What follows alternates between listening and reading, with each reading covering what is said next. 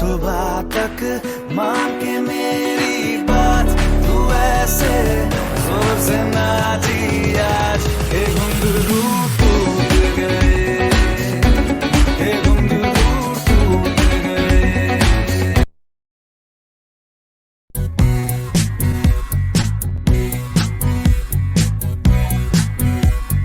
जो ही बदली दिल की ताल है,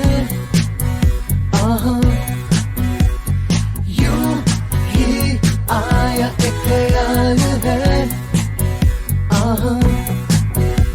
पाते हमें जिंदगी एक बार, क्यों न करे खुल के हम इसका प्यार। जाने किसका है हमें इंतजार, कि जिंदगी यही है और यही।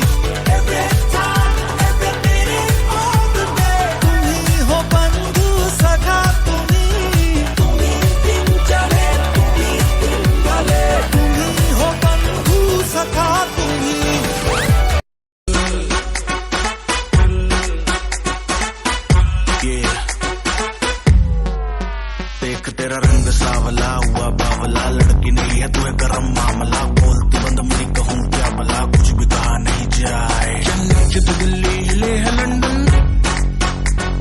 मटक मटक जैसे रवीना टंडन।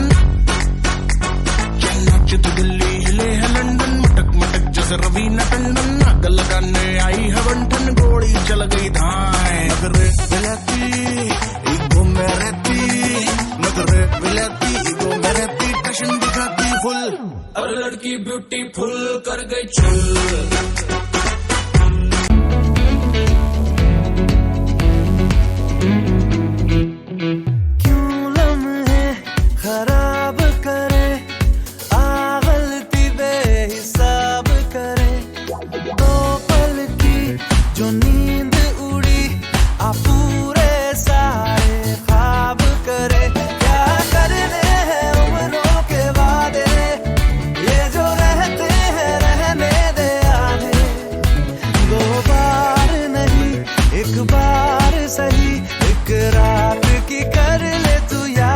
सुबह तक मान के मेरी बात, तू ऐसे जोर से नाची आज। हे घुंघरू टूट गए, हे घुंघरू टूट गए।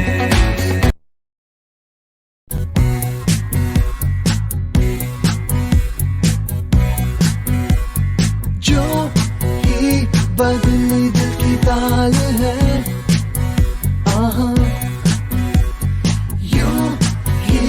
आया एक ख्याल है।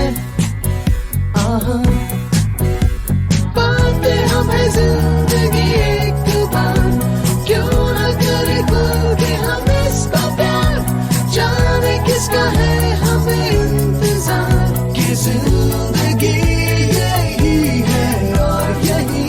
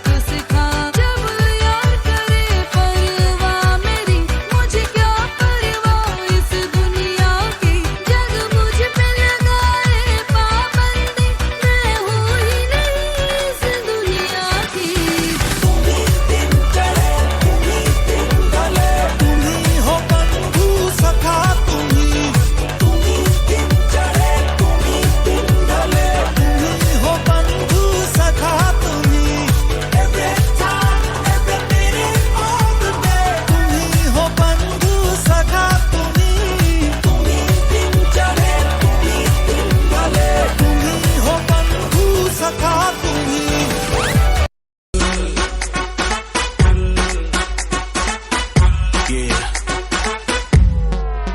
देख तेरा रंग सावला हुआ बावला, लड़की नहीं है तू है गरम मामला, बोलती बंद मुड़ी कहूँ क्या भला, कुछ भी कहा नहीं जाए। नीचे तो दिल्ली हिले है लंदन, मटक मटक जैसे रवीना टंडन। नीचे तो दिल्ली हिले है लंदन, मटक मटक जैसे रवीना टंडन। आग लगाने आई है बंठन, गोली चल गई धाए। नगरे विलाती ईगो में रहती, नगरे विलाती ईगो में रहती, टशन दिखाती फुल। और लड़की ब्यूटीफुल कर गई चुल।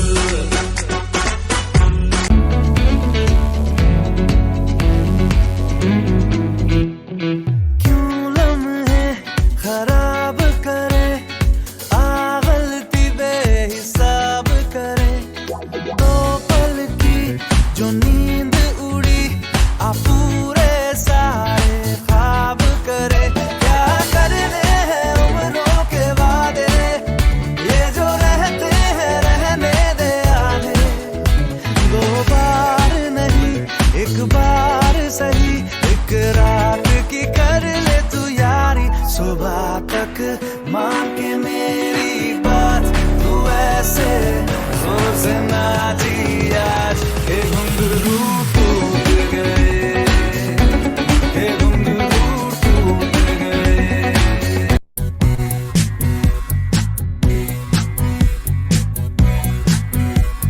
जो ही बदली दिल की ताल है, आहा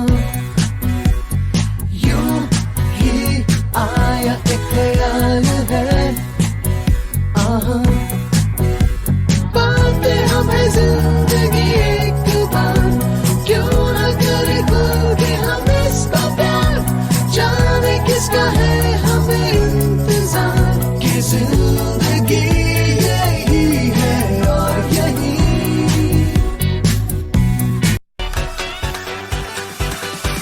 यारा तेरे सदके इश्क सिखा, मैं तो आई जग तज के इश्क सिखा, मैं तो यारा तेरे सदके इश्क सिखा, मैं तो आई जग तज के इश्क सिखा। जब यार करे परवाह मेरी, मुझे क्या परवाह इस दुनिया की, जग मुझ पे लगाए पाबंदी, मैं हूँ ही नहीं इस दुनिया की।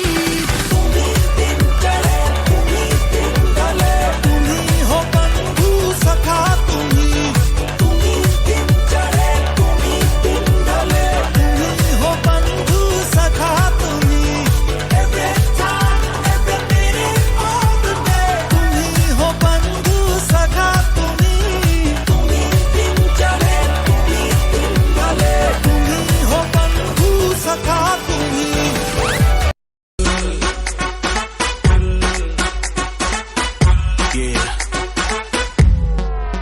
देख तेरा रंग सावला हुआ बावला, लड़की नहीं है तू है गरम मामला, बोलती बंद मुड़ी कहूँ क्या भला, कुछ भी कहा नहीं जाए।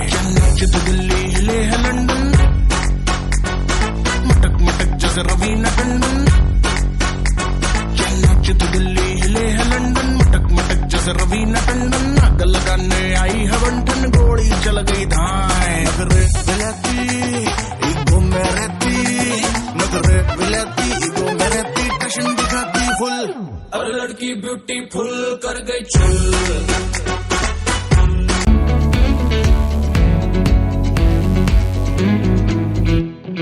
क्यों लम्हे खराब करे, आ गलती बेहिसाब करे, दो पल की जो नींद उड़ी आ पूरे सारे ख्वाब करे, क्या करने हैं उम्रों के वादे, ये जो रहते हैं रहने दे आने।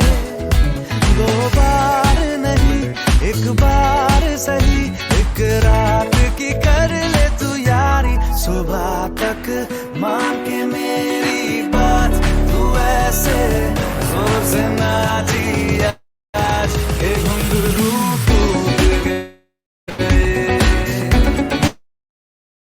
के घुंघरू टूट गए।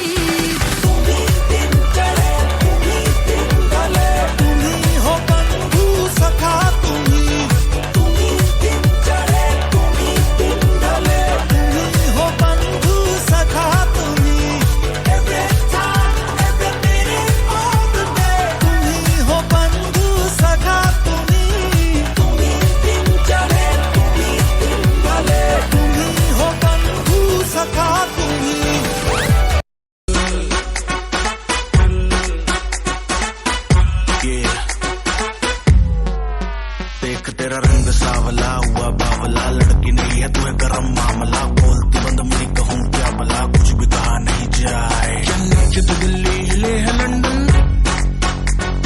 मटक मटक जैसे रवीना टंडन।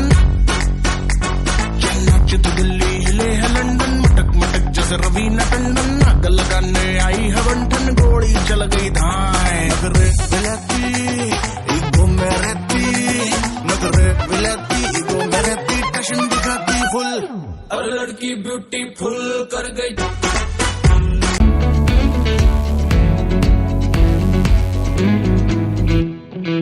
क्यों लम्हे खराब करे, गलती बेहिसाब करे, दो पल की जो नींद उड़ी आ पूरे सारे ख्वाब करे। क्या करने हैं उम्रों के वादे, ये जो रहते हैं रहने दे आने।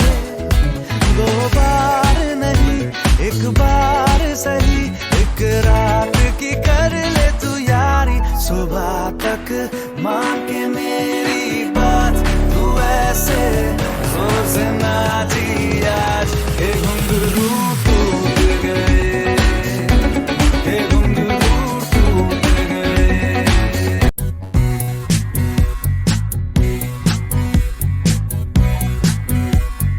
जो ही बदली दिल की ताल है, आहा यूं ही आया एक ख्याल है, आहा पाते हमें जिंदगी एक बार, क्यों न करे खुल के हम इसका प्यार, जाने किसका है हमें इंतजार, कि जिंदगी यही है और यही।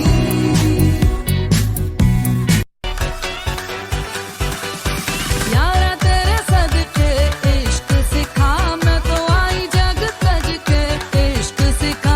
मैं तो यारा तेरे सदके इश्क सिखा, मैं तो आई जग तज के इश्क सिखा।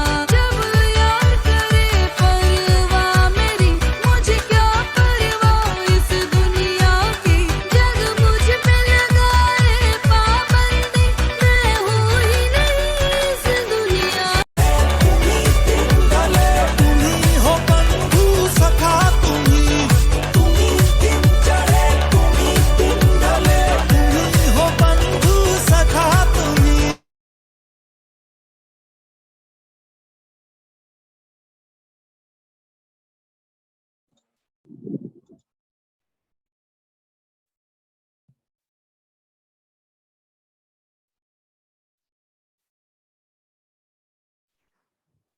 Manpreet, we can start. Yes, ma'am. Good evening and welcome to one and all present here. My name is Manpreet Kaur. Jaiswal, along with Manpreet. It's a real pleasure to welcome you all for this beautiful webinar organized by the Department of Psychology of Aryan College and SLA Science College, headed by Dr. Meghna Basu Thakur. In collaboration with the Department of Psychology, headed by Professor Neha Dalal of LS Raheja College of Arts and Commerce. Moving forward, I would like to give all some context why we have held this webinar today. The reason being is that the International Self-Care Day is globally celebrated today, which gives all an important tools of self-care in our arsenal for when we need it the most, which is surprisingly more often than think. Mandy, can you elaborate more on this? It stresses the importance of self-care as the cornerstone of wellness. On this day, individuals throughout the world are encouraged to make self-care a part of their everyday routines and turn it into a priority. It is a milestone and an opportunity to raise further awareness of the benefits of effective self-management of health.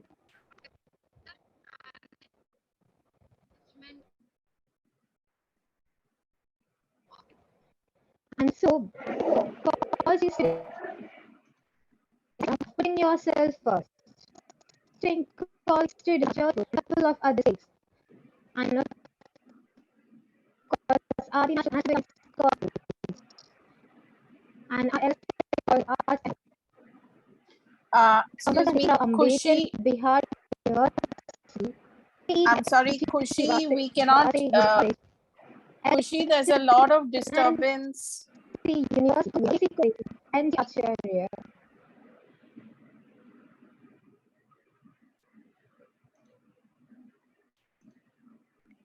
Manpreet, can you take over? Yes, ma'am.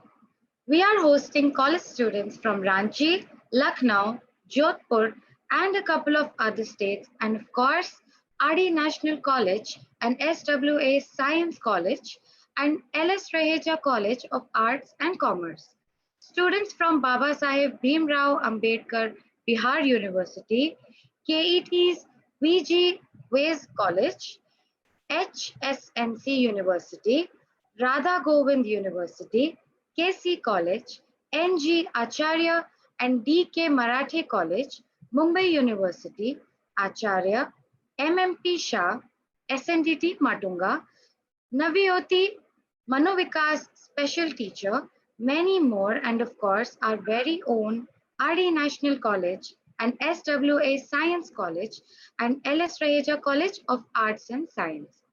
Before we get started, we would like to introduce Dr. Neha Jagtiani, our principal, who has consistently supported our departmental activities and encouraged us to keep us on such events.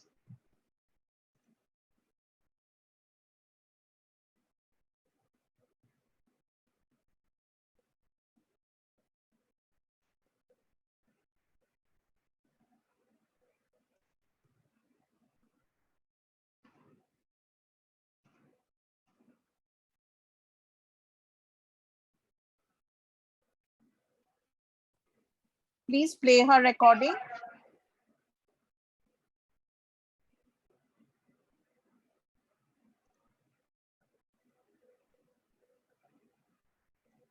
A famous philosopher once said, "It is though I look at memories of the past with fondness, it is the future which holds full of promise and opportunities." That's why in a car, the rear view mirror is very small and the windscreen is so big, looking at the future. Hello and a very warm welcome to this very important webinar organized by the Department of Psychology, RD National College on International Self-Care Day. A very warm welcome to the Principal of LS Raheja College, Dr. Debajit Sarkar. A very warm welcome to Dr. Meghna Basu Thakur and all the wonderful delegates and students and faculty who have joined for this very pertinent webinar. Someone said something very rightly. There's someone who can cook for you, there's someone who can drive your car, there's someone who can run your company for you, but nobody can fall sick for you. You have to take care of your own health. So it's very important that you diet, exercise, sleep well, keep your mental equilibrium, be peaceful, and maintain your health. Because health is definitely your biggest asset and your wealth. You can face every challenge in the world if you're healthy. A very warm welcome to each and every one of you. I'm sure it's going to be a great learning today from this webinar, and I conclude with the very famous words: the best way to make your dreams come true is to wake up. Thank you.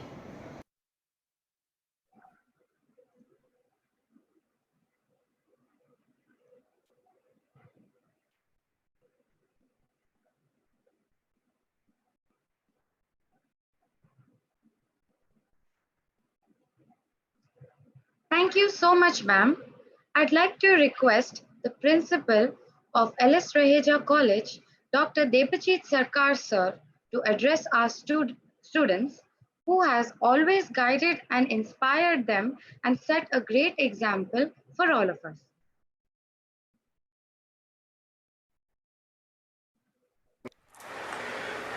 Good evening to all. I thank Dr. Neha Jagtiani for collaborating with the LS Raheja College of Arts and Commerce to celebrate International Self-Care Day. I thank all the participants who have taken part in this webinar on Self-Care Day. I thank the learned speakers who will be addressing various issues in regards to self-care, and I'm sure that each one of you will benefit from the proceedings of the webinar.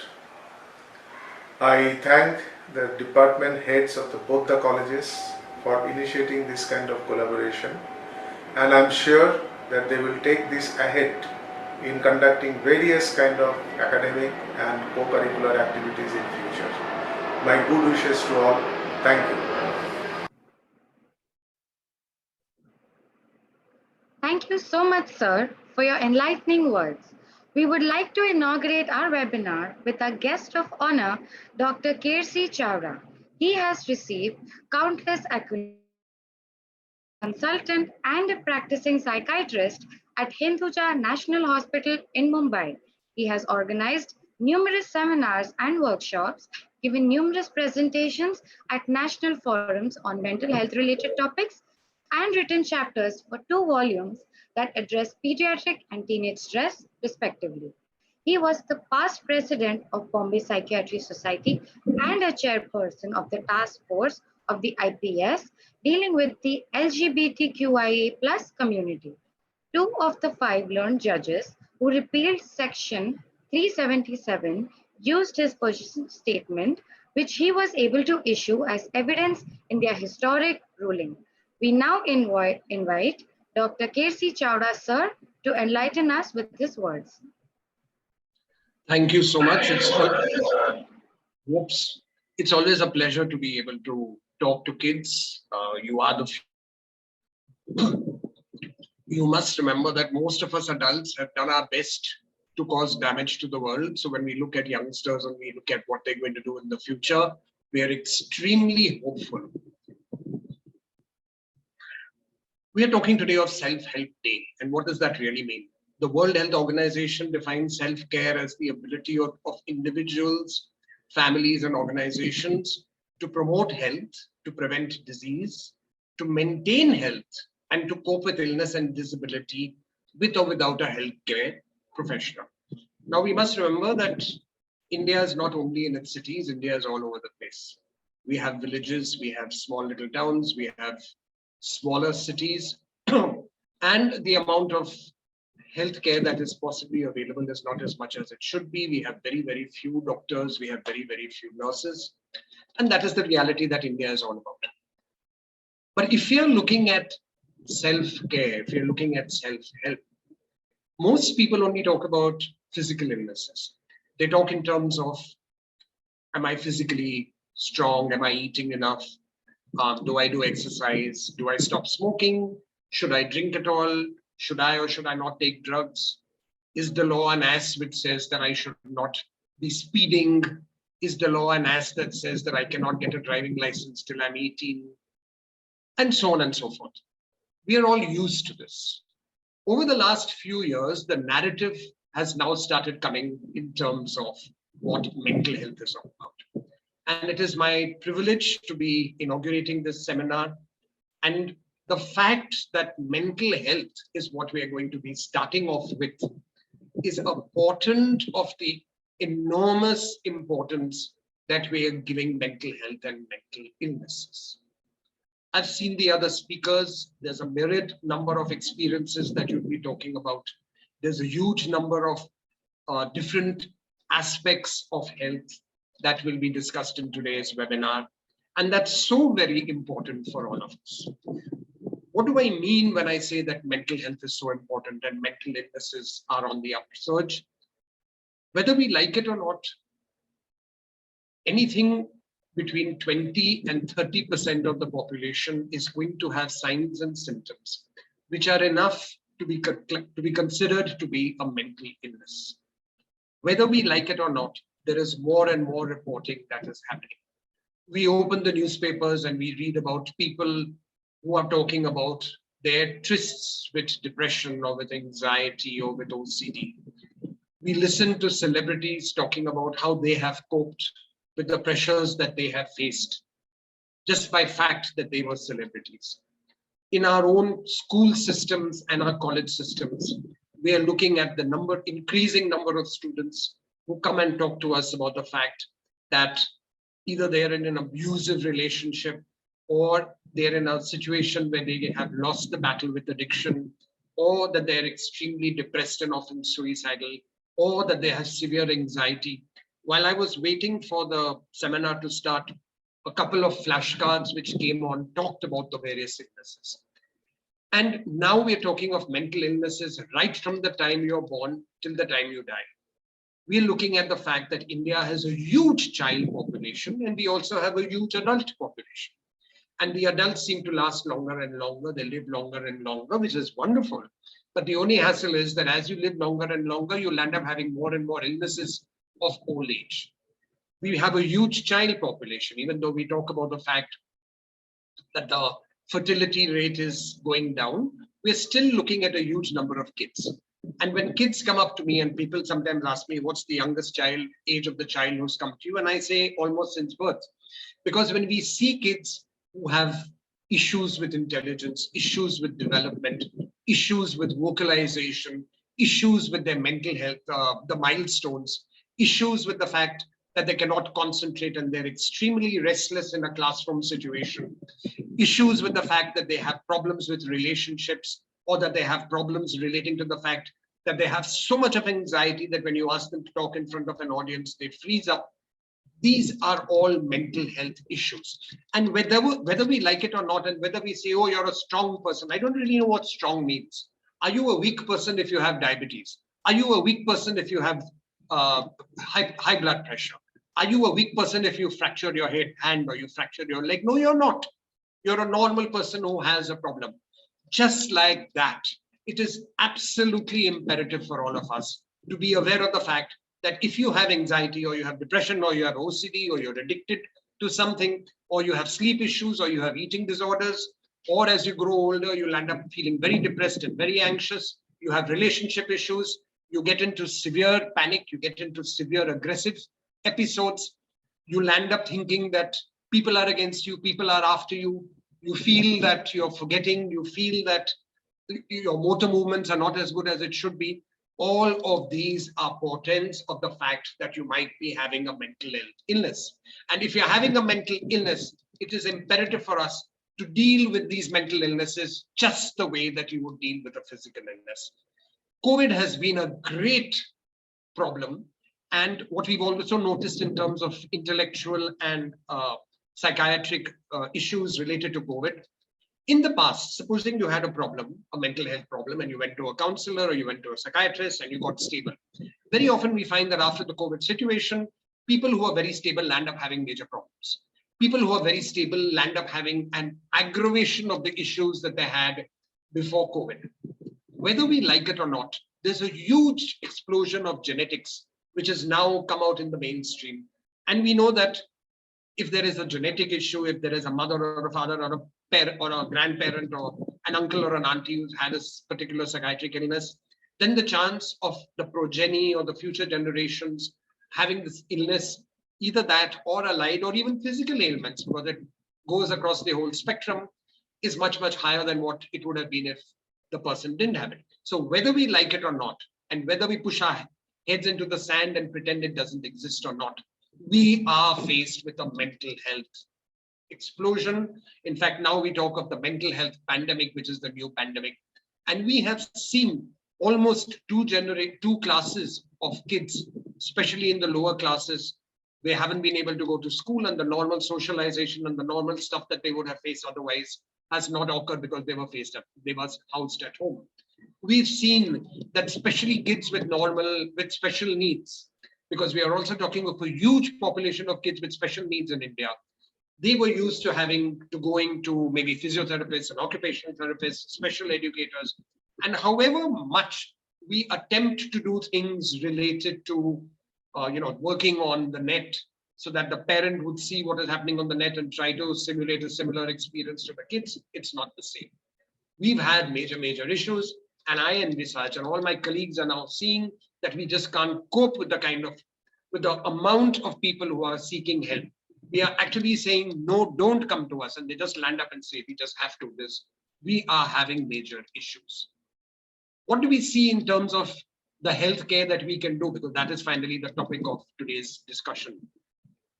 We all talk of lifestyle changes, whether we like it or not. And most of you guys are youngsters. So it's lovely to be able to sleep very late, and it's lovely to be able to go out and not get enough rest, and maybe not do the exercise that you want, that we should be doing, and eat junk and stuff like that. And we're not saying you shouldn't do that. I mean, we don't expect you to behave like 80-year-olds and say, beta, ye mat karo, and beta, wo mat karo. That's not going to happen. But what we do expect is that there has to be some kind of rationalization. There has to be some kind of awareness of what is acceptable and what is not. Whether you like it or not, it's a good idea to be getting enough sleep. Now, I have a lot of kids coming up to me, and especially with the COVID generation and the fact that you didn't have to go to college or school in the morning, you could sleep till very late at night, watch your Netflix, and then get up in the morning at 8 and 9 and 10 and 11 and 12, and then say, oh, but I sleep in the afternoon as well.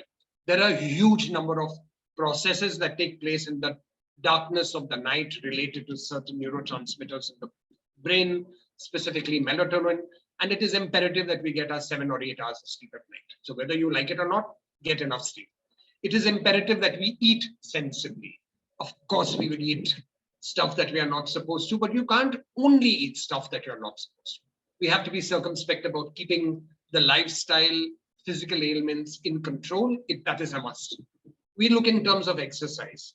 More and more research has come into the domains of proper exercise.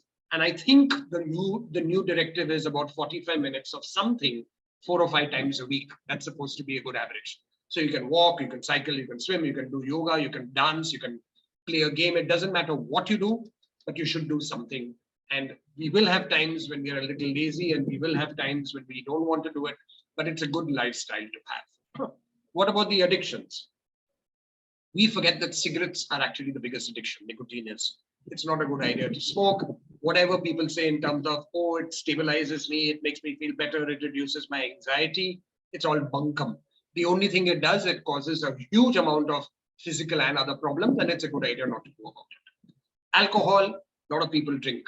It's a good idea to reduce it to the utmost. It's a good idea to not necessarily believe that if I drink, I've got to get high, because we don't really need to get high.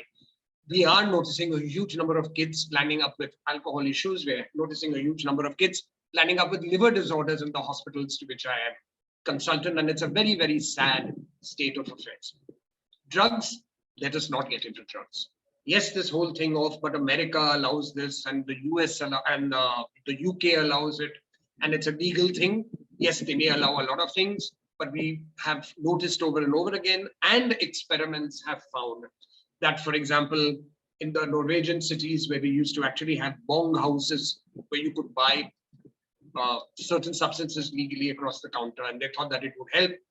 They're closing down. They find it's an experiment that hasn't worked. Let us not allow these things to happen. Let us not necessarily cause a problem to our cognitive abilities because of these chemicals that we take, even if we believe that it's not going to do any harm. A lot of research shows that it does. What are the other things we should look at? It's necessary for us to destigmatize mental illnesses.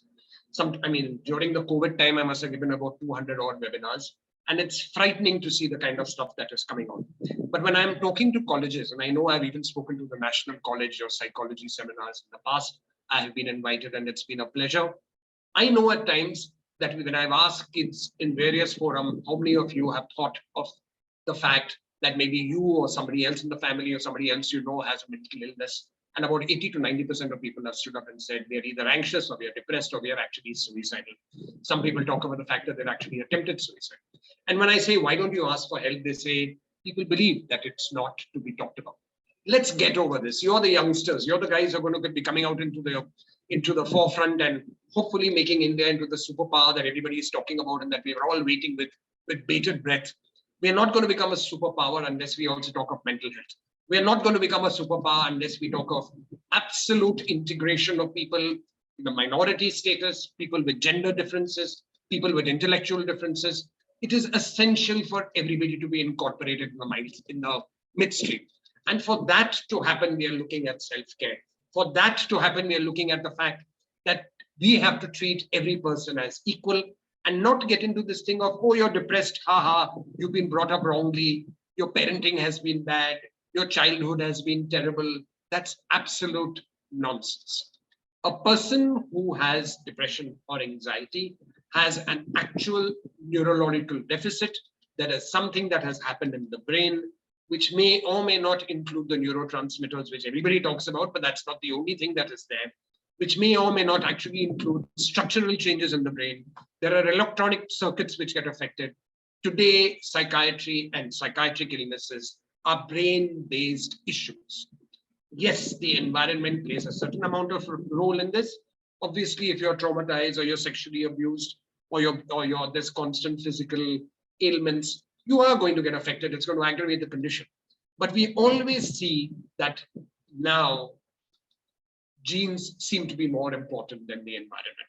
So if we're looking at it in terms of what we expect for the future, specifically since you're talking about the day that is today, that is the International Day of Self-Care, let us also pledge that if we feel sad, if we feel upset, if we feel very angry and it's going out of control, specifically if we feel suicidal, if we feel our concentration is not as good as it could be, or that we're getting very restless, if we feel that people are shunning us or talking to us badly, or we feel that there are waves which are controlling our temper, the way we behave, etc., let us seek help. You go to your doctor, you go to your teachers, you go to your psychologist colleagues, you go to the counselors, you come to us as psychiatrists. We are not horrible people. We are not going to make you come under our control, and we're not going to inject you with drugs, which is going to cause a major problem. So those are nice little myths which have been perpetuated in the past. Who realize Dr. Google is not a doctor? There is nothing as irritating as people who come up to me and say, oh, I got this, and I need this. Please get over that. Let us seek the help where it is needed. Let us learn to destigmatize the psychiatric illnesses, mental health illnesses, so that we can actualize our potential and be as positive as we possibly can be in the future to come. I was asked to speak about 20 minutes, which I've done, and then I was told that there may be some questions which might come up.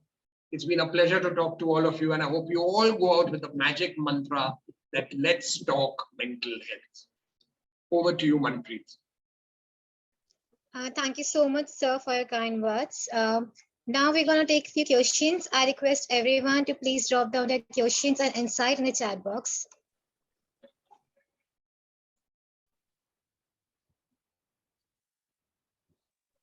So good evening, sir.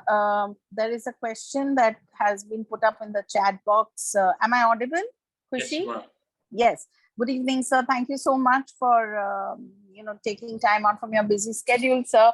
And it's always a pleasure to have you amongst us and share your input. Sir, there is this one question that students keep asking me, that what is the importance of exercising, and what is exercise got to do with mental health? Okay, so Dr. Meghna, thank you for asking me this question. I'm a gym buff, I'm a gym rat, and I believe that it's very, very important.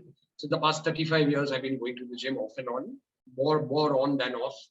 And I do believe it makes a difference to my life. Let's face up to the fact that we all get very stressed. You get stressed as a teacher, people get stressed as doctors, kids get stressed being students, and in relationships, parents get stressed being parents, and so on and so forth. Physical illness is known to release certain neurotransmitters that make you feel a little more positive. In any case, in the growing up stage, physical exercise is important in order to enable your muscles, your nerves, and your overall stature to become better than what it was, so that your heart pumps better, your muscles become stronger, you're able to have an increase in lung capacity and things like that. Especially for those who have things like asthma, it's wonderful to go through graded exercises and to be able to increase your lung capacity, because that is going to help you even in physical ailments. There have been studies which have shown also that, now India has become almost the capital of breast cancer in the world. And they've been shown that ladies who do physical activity, the incidence of breast cancer seems to be pushed beyond. So that is something that we should do all the time.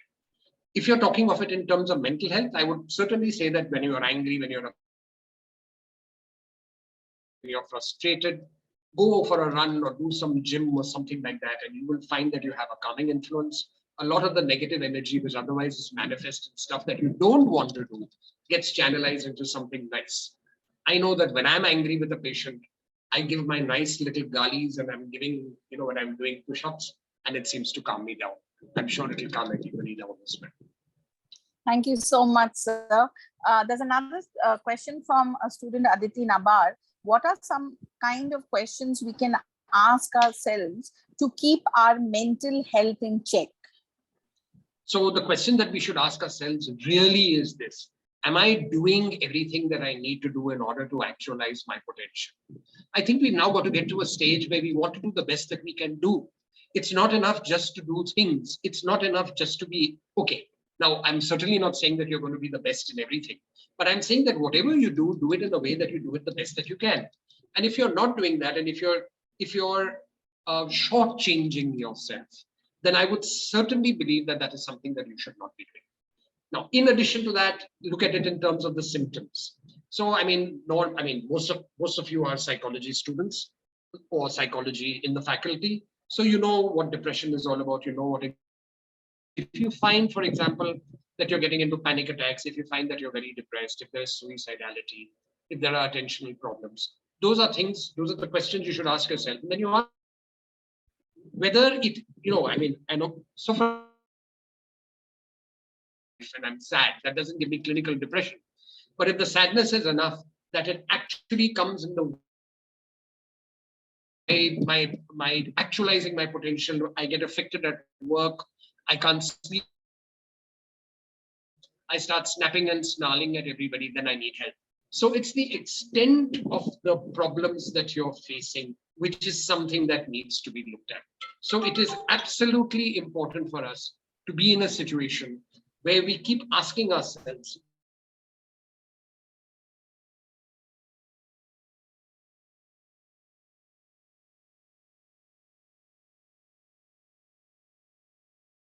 Thank you, sir. There's the last question for you, sir. How do we destigmatize reaching out to a psychologist / psychiatrist / mental disorders?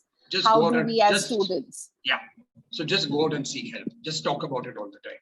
I have been thrilled to bits. I remember having given a talk at a school, and then about 2 weeks later, there was this man who came up to me. He slunk into my cabin, and I said, "Yes, what brings you here?"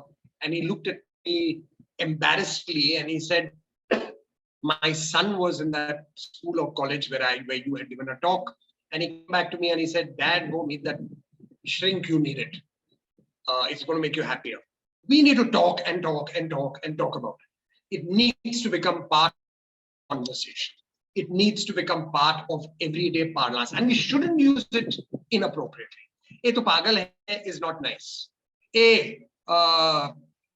Some other words which have connotations for mental health is certainly avoidable.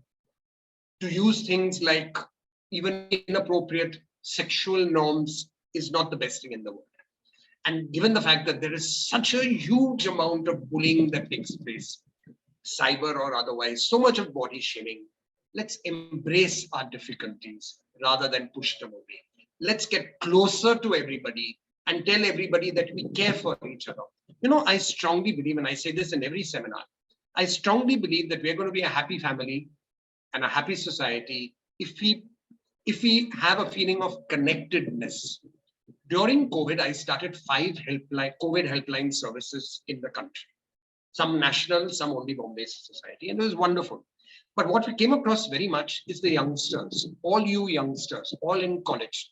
They were so enthusiastic, they did so much.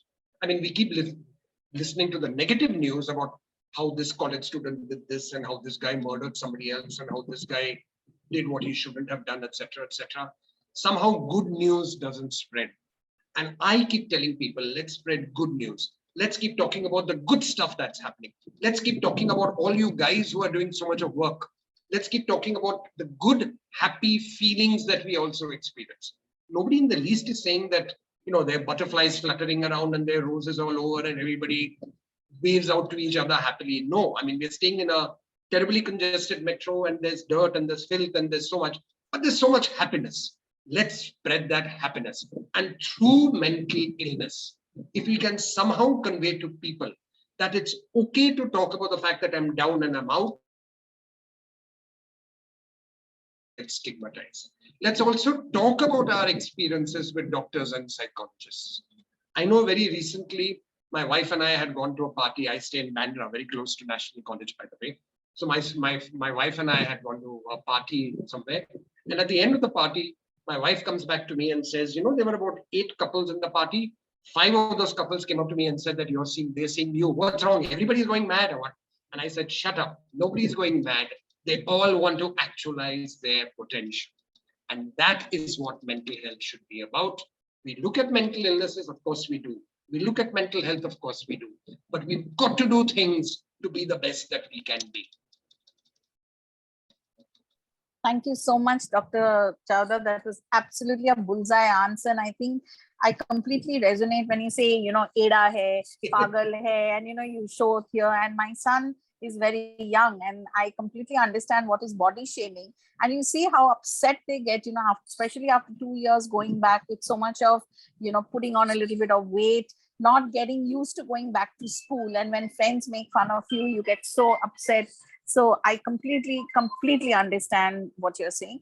So thank you once again for taking time out on a Sunday evening, sir. And it's always a pleasure to have you and share your views with our students. God bless. Thank you. Stay safe. Thank you. Over to you, Manpreet. Thank you so much. So we appreciate you taking your time out of your schedule and joining us today, as well as sharing your invaluable insight on how broad the notion of self-care is, for understanding how crucial it is to view mental health at the same level as physical health and to take care of them the same. Unsteady sleep hours, the growth of our population leading to increase in mental health illness, the youth falling prey to substance abuse are all more reason why it is important to follow the mental illness. We are grateful for you to be here today as an example of how we can continue to breach the barriers of our society has placed.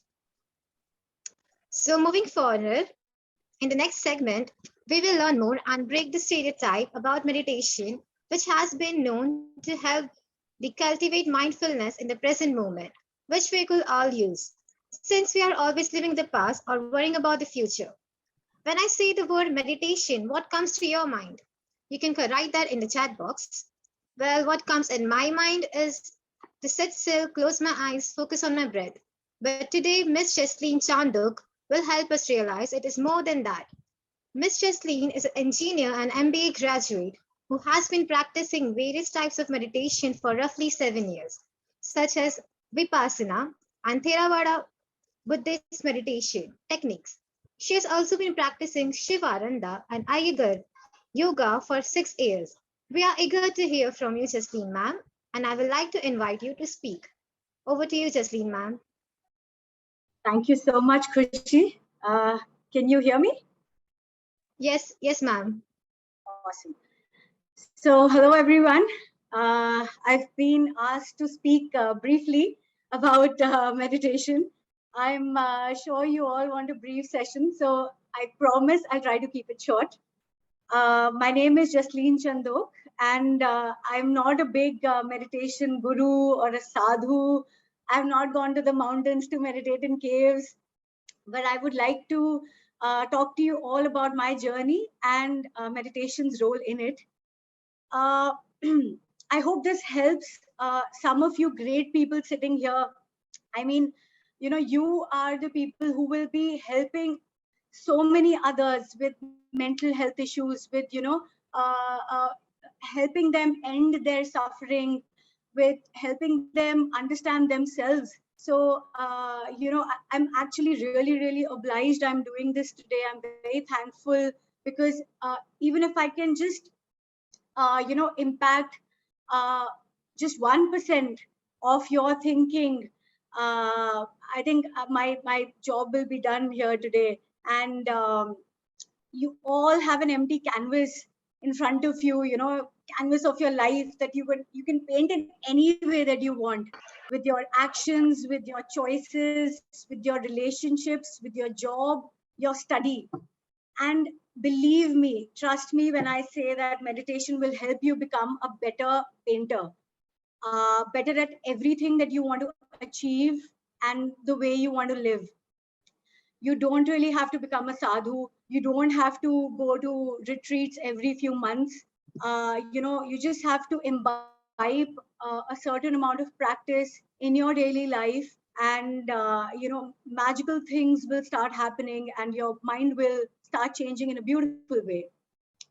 So until the 25th year of my life, actually, I'm currently 34. I never knew long-term depression and anxiety.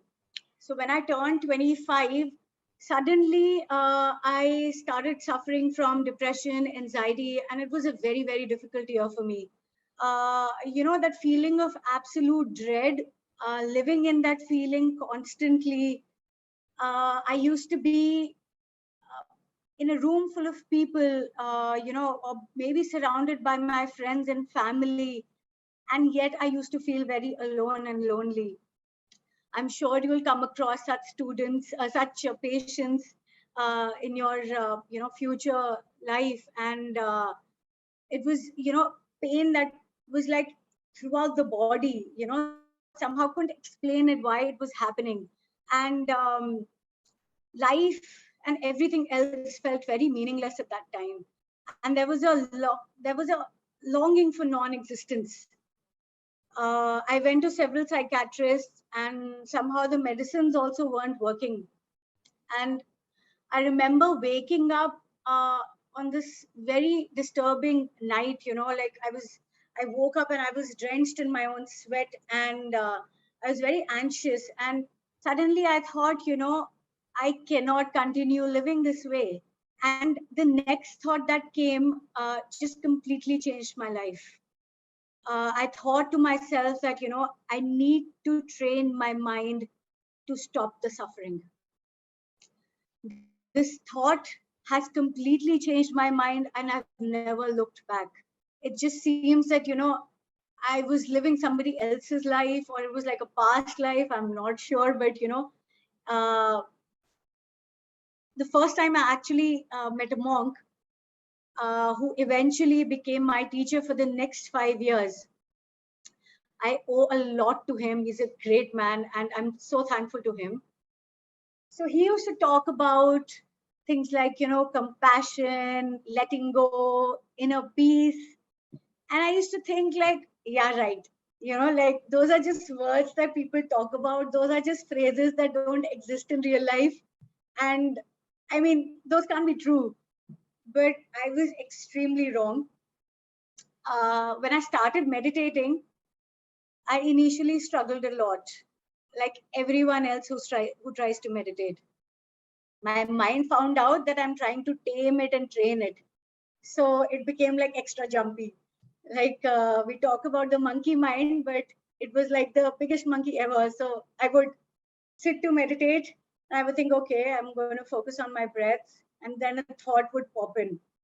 Why am I doing this? Like, is this even useful? Okay, get back to the breath, get back to the breath. Oh, I need to find a new job. Okay, all right, get back to the breath, get back to the breath. When will I get inner peace?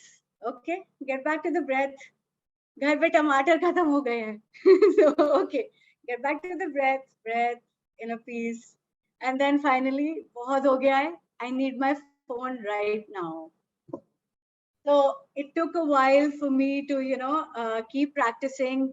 And I mean, you know, something that a lot of people say is that whatever you practice grows stronger.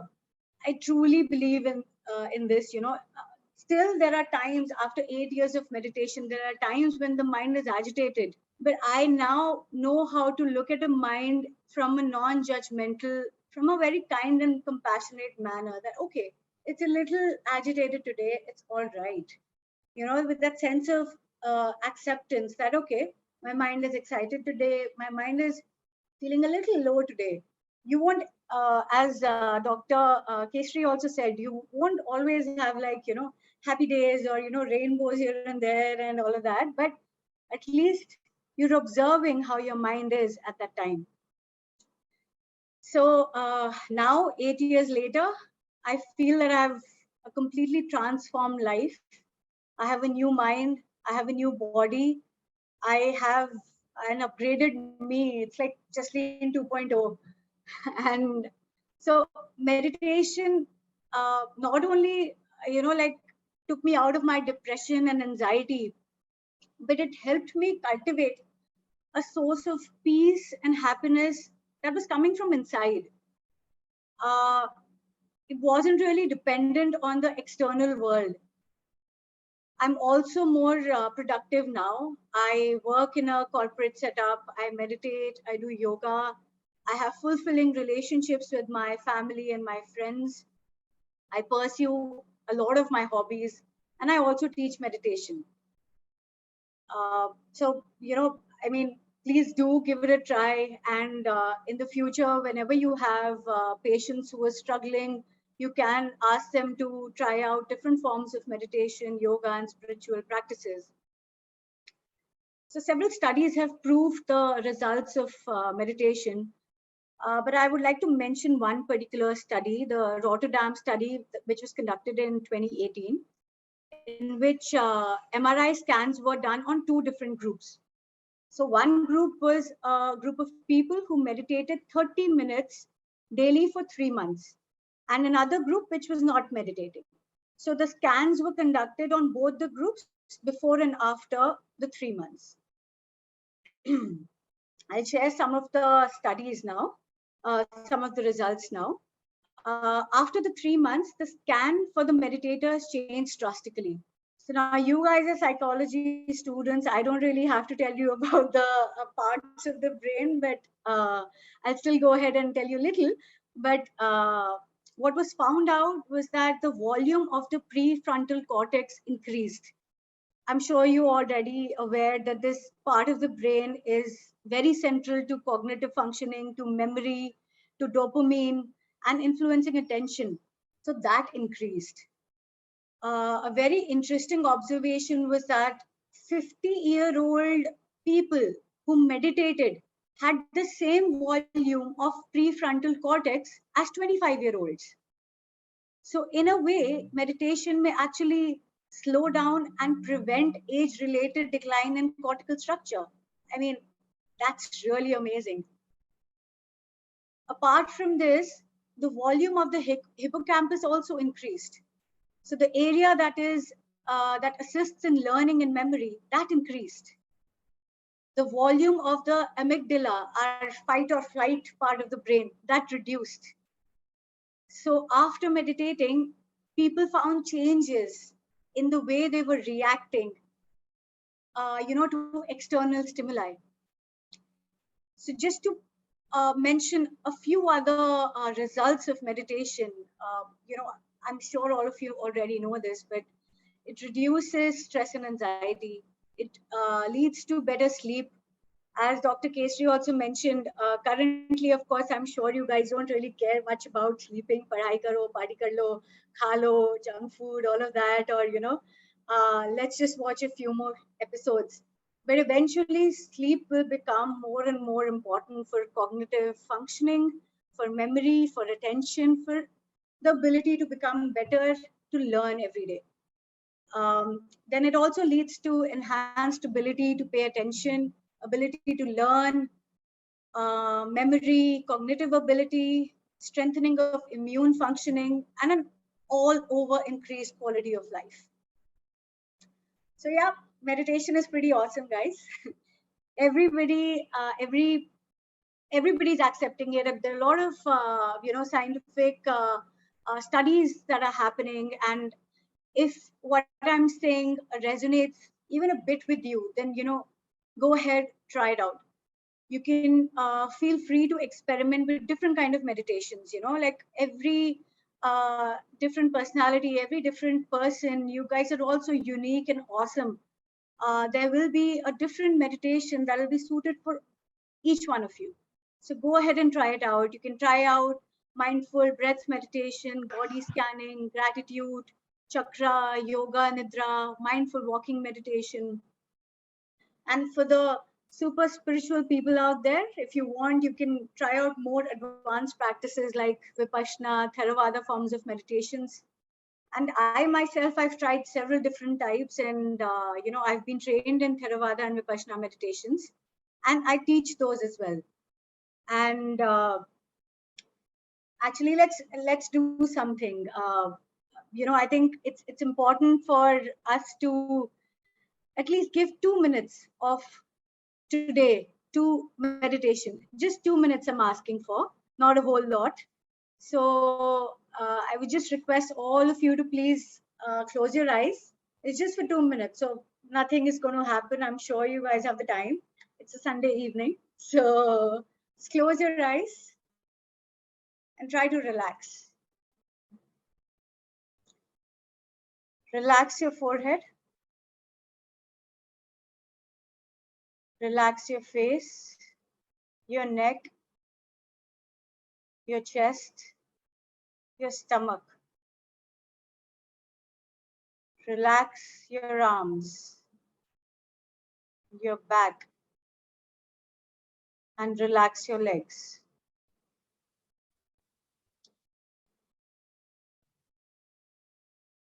Feel the present moment right now. Be aware of the sounds. Be aware of being in the present. Inhale deeply. And while you're inhaling, focus on the breath that's going in. Focus on the abdomen rising and expanding. As you're breathing out, focus on the breath coming out of your nostril. Focus on the abdomen contracting. Please inhale deeply. Please exhale deeply. Inhale deeply. Exhale deeply. And gently open your eyes.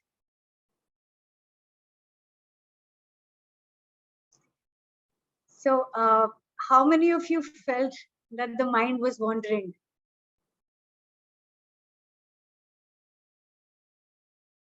Awesome, that's absolutely okay. There was a study by Harvard which actually mentioned that the mind wanders 47% of the time. So it's absolutely normal, guys. Every person who's ever meditated feels this way in the beginning. So don't get discouraged if the mind is wandering. It's natural. Even I've met monks who have meditated for 30 years, 35 years of their life. Their mind wanders, and it's all right. When you meditate, just be very kind to yourself. It's all right. It's okay. Let's just accept and try to come back. That's all. So I hope it's not very difficult to take out 2 minutes, 3 minutes of your time every day to try to meditate. It's really about consistency. We feel we are very busy. We feel we have to quickly reply to a WhatsApp message or quickly upload a story or, like someone else's story. Or, yeah, well, sleep is important. So you got to do that. But 2 minutes, gradually you can increase to 3, gradually maybe 10. That's about it. 10 minutes is, I think, it's not a lot to ask, right? Anyway, so I would I would urge you to try out meditation, any types that you feel comfortable with. And there are a lot of online resources also available for meditation, but I would urge you to work under a teacher, because it's very important that you're guided in the right way, because there's a lot of like fake stuff also available online. And so I wish you the best of luck to kickstart your journey to a more balanced and centered and happy yourself. And yep, a very happy self-care day to all of you guys. Thank you so much, Jasleen ma'am. I'm Dr. Meghna. I think just by looking at the screen and seeing your smiling face and such a calm composure, I completely understand this is the effect of positive meditation. You've been smiling all through your session, and it's just so calming to look at you, as in, all stressed out and just be nice to yourself.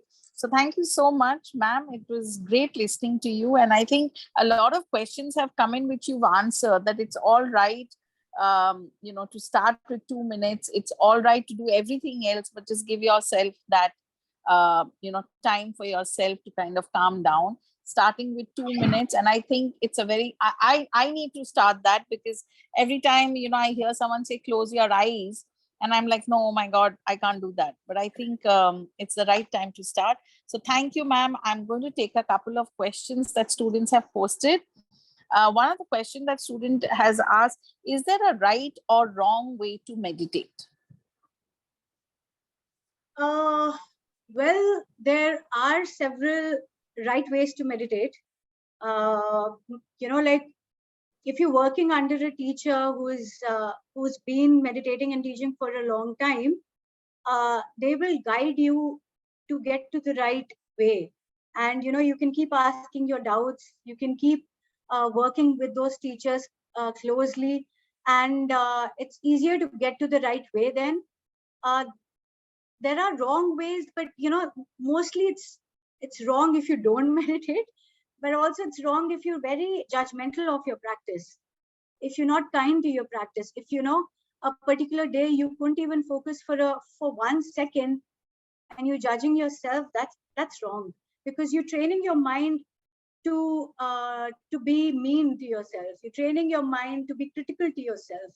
And the whole idea of meditation is to get free from all this judgment towards yourself, right? So once you're going to accept yourself, will come confidence, and then you'll be able to help others get that confidence as well. So there are a lot of right ways to meditate. There are a lot of good Buddhist and yogic meditation techniques. I urge you to follow some good schools of meditations, not individual, YouTubers maybe. That might not be the ideal way to go about it. But yeah, if you're following good teachers on this path, I don't think there's anything right or wrong, except that please be kind to yourself and kind to others. We're all humans, and we all have a difficult mind, and we're all suffering. So let's just try to get out of it. And basically start from a good path, start from a good school, and you will land up at a good place. Thank you, ma'am. Ma'am, there's another question from a student. Is there a correct time of the day when you should be meditating, or any time is the right time? I would say any time is the right time. But personally, and what a lot of people, a lot of meditators also say, is that morning time is the best time to meditate. One, because you're just getting ready to get started. So you brush your teeth, you take a bath, you want to exercise or go for a walk, you do all of that. That is your me time. You don't have any to-do lists, you don't have any schedule or a syllabus to complete, and आप अपने mind की सफाई कर रहे हो तब. How you're cleaning your body, you have to clean your mind also. So it has to be ingrained, like you brush your teeth, take a bath, go sit for meditation. So morning is the best time, but in my experience, I've meditated in the afternoon also, evening also, night also. There are different types of meditations that you can do in the night, which can help you sleep, and very calming, relaxing meditations. So any time is absolutely fine, as long as you can take out like 2 minutes, 3 minutes, 5 minutes, it's all good. Thank you, ma'am. Ma'am, there's a student who was asked that what is your opinion on meditation apps like Calm, Headspace, etc.? Oh, I think they're amazing. how technology has helped us to get through this point that, we don't have to go to, different gurus and sadhus to seek these teachings. So it's very convenient, and it's really important that we use these apps. You can start with using these apps, grow your practice how much ever you want. And then when you want a more serious practice is when you can go for a retreat, is when you can actually, go to some yogic ashram or a Buddhist monastery. And but these apps are amazing. Please go ahead and use these apps. Thank you, ma'am. Ma'am, the last question for the evening from you. There's a student who has posed the question. Meditation is always viewed from a very spiritual aspect, something higher beings do. How can we make it a part of our everyday life? So yeah, it is viewed as something that, a lot very spiritual people do. I've come across people who've like judged me because I meditate. I've come across people who've, like, what is this nonsense that you're doing? Why are you just sitting? What can you really accomplish by that? But believe me, I mean, it's not really just a spiritual practice. It's really helped me transform the kind of work that I do. It's helped me transform my own health. I used to have a lot of health issues. I mean, I won't really say that, it's cured everything, but believe me, it's cured a lot. So it's like an everyday thing that you have to imbibe, and you have to encourage people to imbibe. It's not about just, for monks, it's not for nuns, it's not for sadhus. This is what a lot of CEOs of companies are doing. This is what a lot of, founders, co-founders. Steve Jobs used to meditate so much.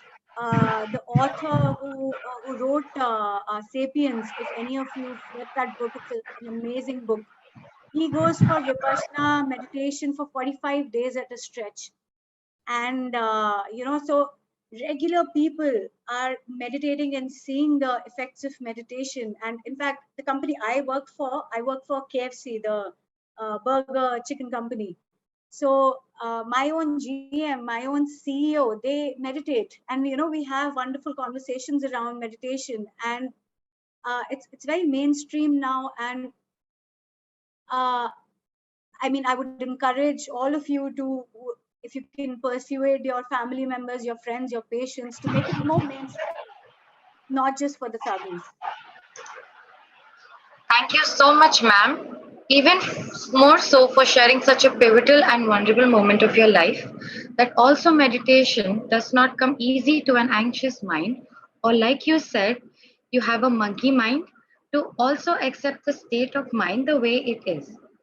With studies that have shown results of how much it affects our physiology, and especially being the living example of how it has given you the power to break forth from the depression and anxiety, and in turn cultivate your own peace and happiness. I am sure all of us will make it a point to reserve those 2 minutes in our days. Thank you, ma'am. Now we would like to introduce our next speaker, Ms. Vishakha Punjani. She has completed her MA in Clinical Psychology from University of Mumbai. She has worked as a consultant counselor at Pre-Litigation Center in the High Court of Bombay. She is the co-founder of Astitva Clinic. Astitva Clinic aids in psychiatry, neurodevelopment in pediatrics, and its clinical interventions. Apart from that, she has also worked as a junior consultant researcher at Department of Evolution and Neuroscience at University of Oxford, UK. Ms. Panjwani is also a visiting professor at Ruya College at University of Bombay. We call upon Ms. Vishakha Punjani to enlighten us with her words. Thank you so very much, Manpreet. Hello and good evening, Dr. Meghna Basu. I'm so glad that I'm coming in here. It's homecoming for me. I would also want to thank Raheja College and WCCI for having me on panel. All right. Hi, Tanya. Hi, Mohit. Hi, Koral. Hi, Aditi. Hi, Shrija. A few of them, you all were so kind enough to message me that you all are waiting to hear me. Sweet messages. I think that helped me to combat my pre-anxiety before talking in here. Hi, Prerna. Aditi, how can I forget Aditi? Because she was coordinating. Hi, Param. Good to see you. Yeah, and everybody whom I'm missing. Yeah. So to start with, for the very first time, I don't have the presentation. It was Sunday, and I think it was self-care. So I actually chose not to wear Indians and come in my Levi t-shirt and have no presentation and talk to you wonderful students who are here.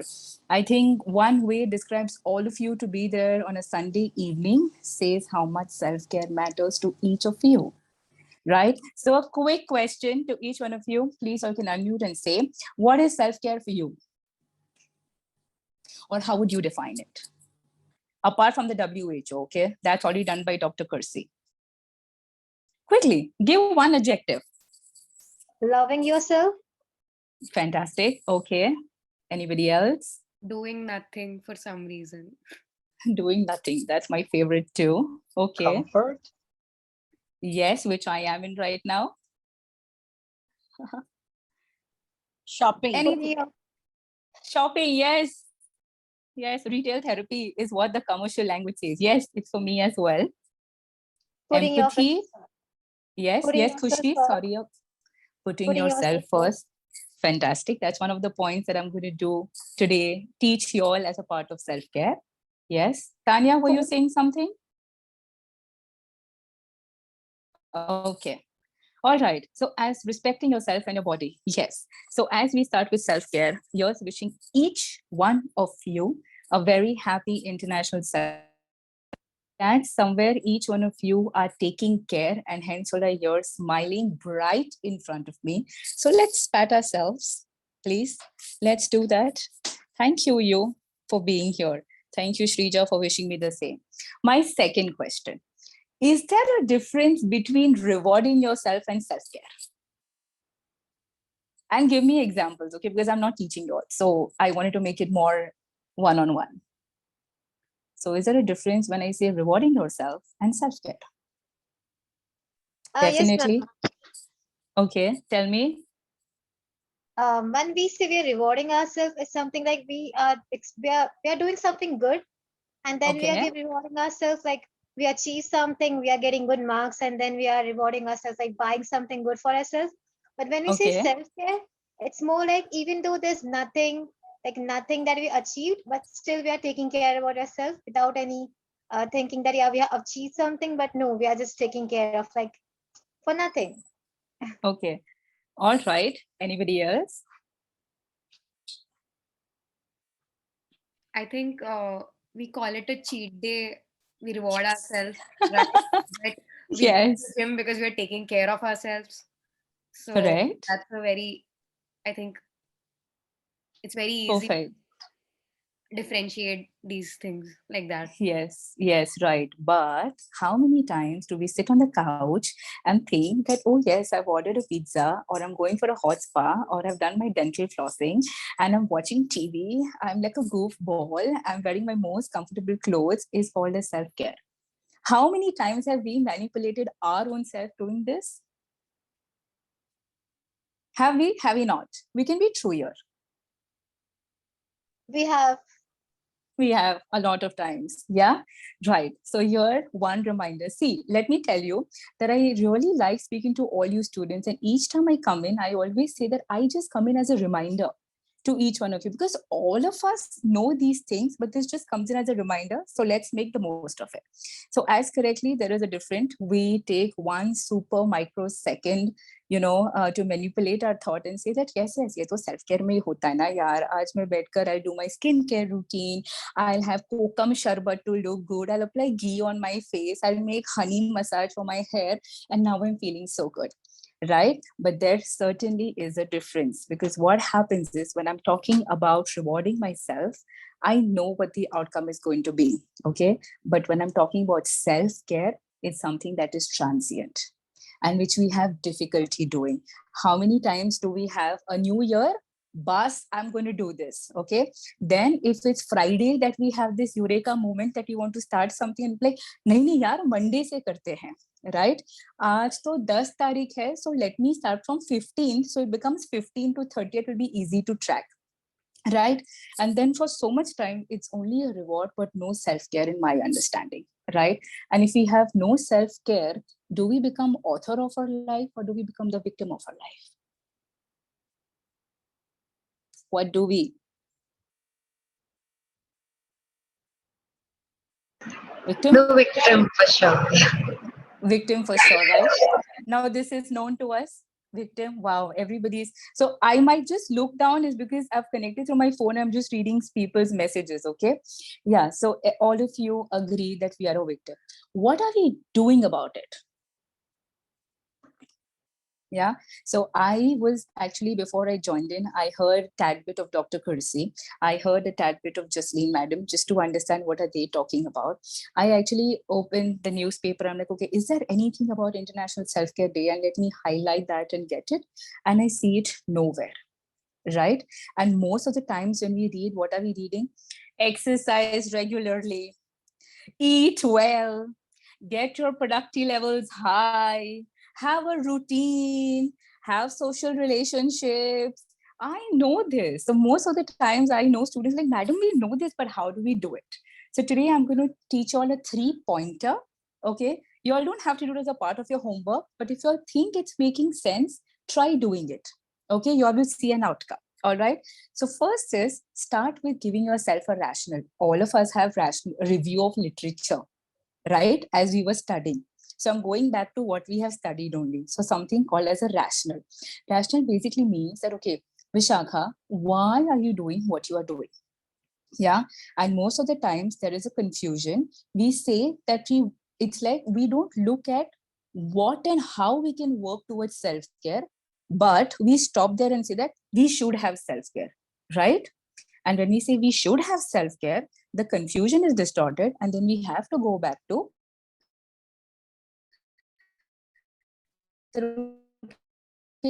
how can we implement it? A will be giving us examples.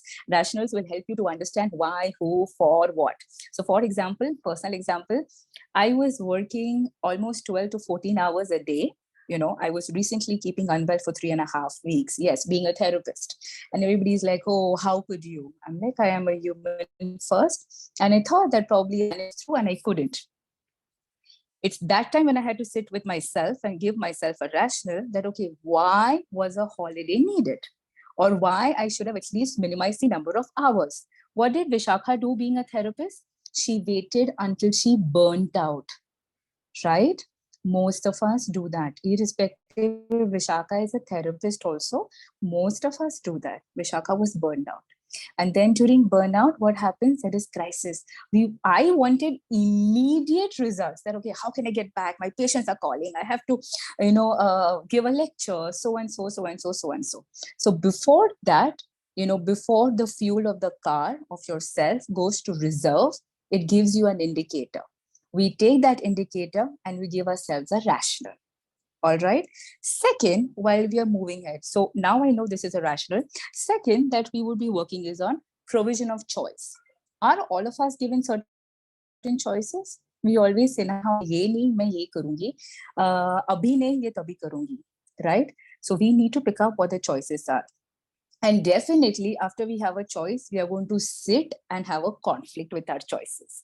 Because should I see a 8:30 patient or should I complete by 7 p.m. that says on paper that I'm only here till 7 p.m. and then go for a jog or the run? It is always going to be, I'm always in a dichotomy. And I think most of you all will agree, you're right.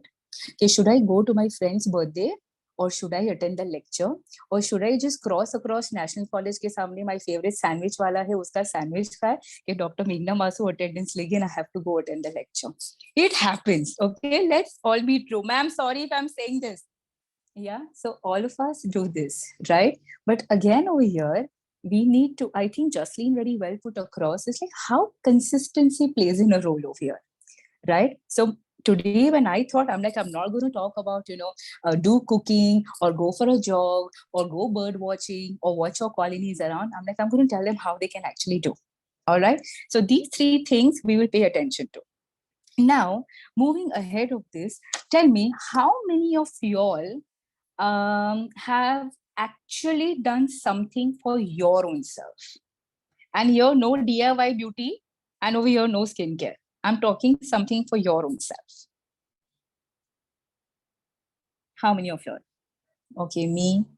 Now, when you tell me, I'm going to ask you for examples. Huh? So please give me a one-liner.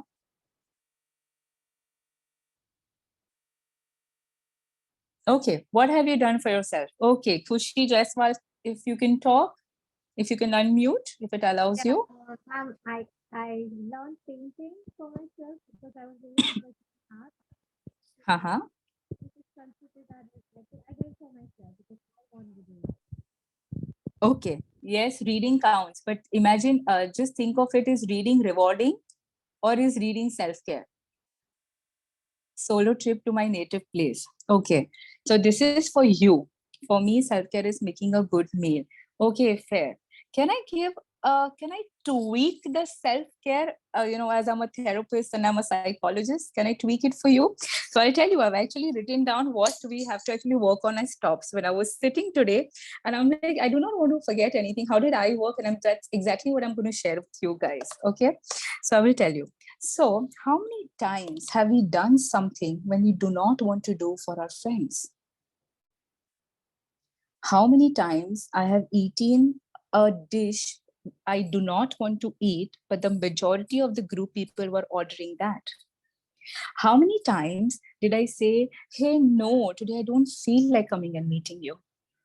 How many times did I really don't believe in Happy Valentine's Day, but I yet wished my partner Happy Valentine's Day because that was his expectation? Have you done that? Sorry, I tweaked your self-care because I feel self-care for the mind is this. Your little architects inside, they need care equally as your body does. So we've done that, right? And then on Instagram, I see different young people speaking about boundaries. And probably most of you were here also liking it. But we never associated that setting a boundary, learning to say a no, standing up for yourself, and probably just standing up even if you've done a mistake, or going and apologizing that, hello, Meghna madam, I'm sorry, I couldn't attend the lecture because I choose to do this. Yeah. And then we get in the web of lies. And then we go putting cucumber in our eyes. Yeah, because it starts coming out. It's the internal, no, that starts coming out. And what do we work on? We work on the external. Oh my God, I'm PMSing a pimple. Oh my God, I'm stressed. I have exams, my hair fall. We start working on the external. I think, isn't it time that we work towards the internal? I love the question one of you asked, Jasleen madam, that what is the difference between mindfulness and meditation? And there in my mind, I was screaming that, okay, listen, mindfulness is quality. Meditation is a practice. Like that's the first thing that came into my mind. I was like, she's a professional, I will let her speak, but I'm making a point to put it across to you guys that if you're not working on the internal, how much are you going to try covering the external? The best part is हम कितना भी foundation लगाते हैं और पसीने में बाहर निकलते तो वो फाउंडेशन भी रन हो जाता है नीचे. होता है नहीं होता है? होता है. मस्कारा भी कितना ही 72 hours लॉन्गिंग है निकल जाता है. Right? Perfect. So here I would want you all, so I've written a very nice line, compassionately accepting yourself for who you are instead of burning out. Now, acceptance, guys, is a very huge term in therapy, which I think we use very loosely, including myself. But when I mean acceptance, can we allow ourselves to feel what you're feeling? I think your self-care would be done there.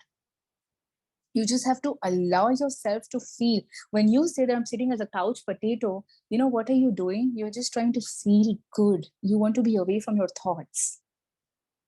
But when we are rewarding ourselves by watching TV or ordering the pizza, I'm not paying attention to exactly what I'm feeling, but I'm compensating probably by eating and waiting for the internal to go up and say, hey, dopamine, hey, serotonin, oh, I'm feeling so good. Please take those efforts. I'm saying that after I fell ill for 3.5 weeks. being a therapist, so-called. Everybody pointed fingers to me that, oh, how come as a therapist you rose your self-care? Okay. So now I'm going to tell y'all have to find out different ways that y'all can decompress how your day was. And I would want to put across, it's not only about journaling, it's not only about writing how your day was or speaking to somebody when you just pick up the phone and talk. It's during that time that I would want y'all to wait. Don't get the immediate gratification of calling a friend and venting out. Wait, feel that. That's when you're synchronizing with your internal and external. And I'm sure that baggage would be left then and there. You do not have to take in any external efforts to do so. And anything, if it seems not doable, I'm going to give you all 10 minutes to put in questions and we'll talk about that. Okay. Now I have written some 5 stops that I want you all to do, because I always think as a therapist and whenever I'm talking, on any days or as a panelist, people always say what we should do. Again, the way I tweaked self-care, I'm tweaking what we should not do. Right? Because we always keep saying, why me? Why me? Why is this happening to me? Why me? Stop. Why not me? Okay. So tell me, Vishakha, what are the ways? But Vishakha is not going to tell you the ways. Vishakha is going to tell you what you can stop, because that's easier, right? That's how the mind works, right? So I've written a few. You all can add all the more. Okay. I'm still sitting with paper and pencil. I've written right now also while I'm talking to you guys. So stop trying to control something you can't control. Hand, pencil. If the pencil is on the palm, I have control. If the pencil is on the fingers, I don't have as much as control as much I'll have it in the palm, right? Because I consider these spaces, okay, as my environmental factors. So मैंने ये उसको ये बोला, उसने भी मुझे सामने बोला का reaction भी depend करता है. तो उसने जो बोला is the space here. Okay, so we stop that. Stop trying to change something that isn't changing. If you know it is not changing, you put yourself on a timeline that, okay, I will wait for this time. If it doesn't, I will move out. But what do? We keep nudging. We keep mulling. We keep a few statements also as a revenge or as a comeback, or right now so-called putting a sarcastic comments to give back to our friends and our colleagues. That is, I'm going to preserve this and use it as a mental weapon when she says that, right? Stop trying to help someone who doesn't want you help. So a very dear colleague of mine, who was my co-mentor too, her name was Heta Shah. She's a joint founder with me. She very well put across that, Vishakha, you know what? Who need help, they'll come to you. We can't go keeping asking to you, when do you want help or no, right? So you need to wait. If they want, they'll come to you. If they don't want, you can't keep giving them help. So stop there. And understand it will be very difficult for you to do that, because for now it's become a practice for us. Stop doing something even though you've always done it that way. I will take this train at this time. I will take this bus. I will share an auto by so much and I will do that. Yeah, okay, stop it. No, for once, take a different route on purpose. Today's Tuesday. I always eat sabudana khichdi. Today, don't eat sabudana khichdi. Today, probably just have piyush and be happy.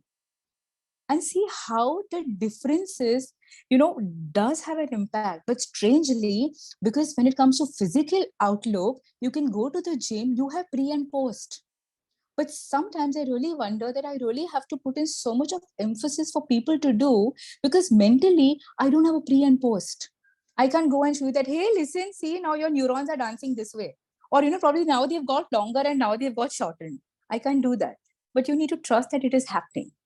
Okay, stop moving forward without asking to yourself, what do I want? Where am I trying to go? All of us are a race. Verified account chiye. This counselor has so much. She's talking so well. My friends have so much followers. Itna likes hua. Main 9 baje dalungi. Where are you trying to go? Stop. Where are you trying to go? Okay. Is this working? A very important question. Is it working for you? Probably honey amla paste will work well for my hair, but probably would not work for you. Same way, probably a technique might help me, but probably not you. So stop and take your reflection. Where is it going? That's self-care. Huh? Sit with your own self and ask, hey, hi, Vishaka, how are you doing? And trust me, you'll have an answer, which is you. That is so funny. And last one, what is this costing me?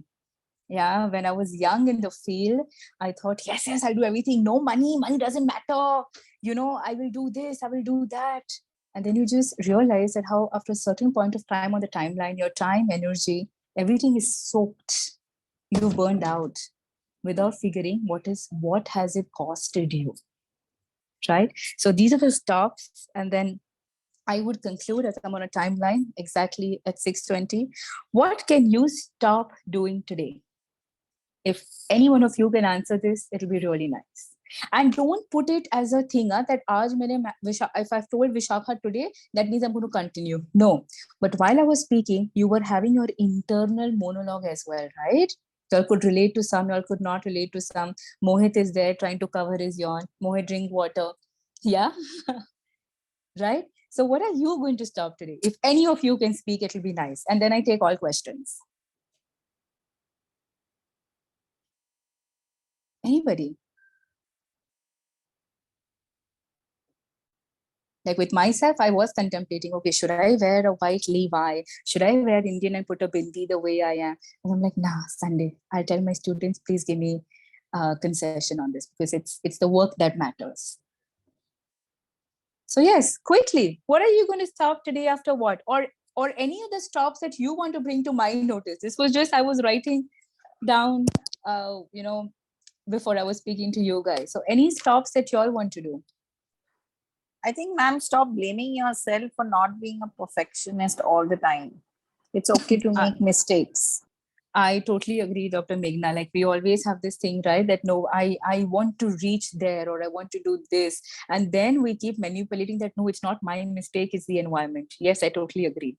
It's nice when you can confront and say that, yes, it's my mistake and I'm sorry. I agree. Any other stops? And I'm so glad that it's coming from Dr. Meghna, who is a professor. And I'm sure she wouldn't take a minute to say that, oh, I'm so sorry, Vishaka. I think I don't agree to you. Or I'm so sorry, Vishaka. I couldn't meet you before. I'm sure she would do that. Like irrespective of disparity that I have been her student and she's been my mentor, like indirectly. Any stops? Okay. Ma'am, I think, like you said, like you spoke about reward, sometimes what happens is that we are feeling something, and just to divert ourselves from that thought, we either end up watching TV or ordering something so that we immediately feel better. So we don't process what we are feeling and we distract ourselves with things that we like. So if I am feeling off about something, I will stop trying to distract myself with things that I like and rather self-introspect and think and process my feelings, even though it might be uncomfortable or difficult to do so. I would stop You're doing that. absolutely right. Can I please have your name? My name is Manpreet Kaur, ma'am. Manpreet. Sorry, Manpreet, I couldn't see you on the screen. Yes, I think it's totally right that most of the time, so I'll give you a homework over here. Sit with yourself for around 10 to 12 minutes, absolutely doing nothing. And you will see yourself finding reasons to be engaged with. May it be your mind will manipulate you. May it be like, okay, you're just sitting, probably listen to music or listen to instrumental, go on the window and see who's doing what. Probably, oh, it's the bell has rang, so I have to go open the door. You will see that. Because finally, when you're stopping, when you're pausing, okay, remember your brain never pauses. We are always taught that pause. Okay, you physically can stop and pause, but the one inside is always working. Even while you're sleeping, while you're doing anything, it's working. But when you say pause, when I mean stop or pause over here, would just be in a way that let it have the full oxygen that it is getting. Because when we are distracted, it's divided, right? So give him attention. He's a little kid, yeah? He just wants to know how well you're doing.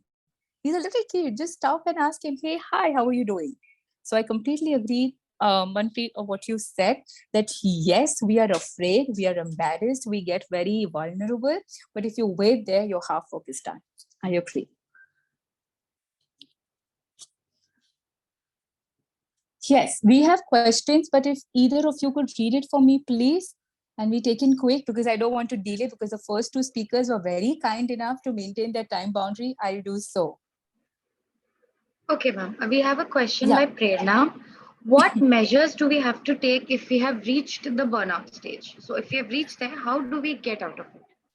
If we've reached burnout stage, that means we have spoken to our family, we've spoken to our friends. Probably it's just internal insight that we are having that we are not able to be as productive as we used to be, or probably there is just comparison happening of what you were 5 years before and what you are right now. You need to measure your intensity. So irrespective that you've tried working on yourself, if that's not happening, probably seek therapy. People, one misconception what people have is only when you're burned out and only when there are certain concerns and signs and symptoms is when you have to visit a therapist. But I beg to differ to each one of you listening to me over here that therapy is also that if you are here, okay, how can you make it better here? And even if you can't reach here, how can I maintain it here? Is what therapy can help you with. So I hope that answered your question. Very manipulative, yes, but hope it Thank you, answers. ma'am. There is No another problem. question by Aditi.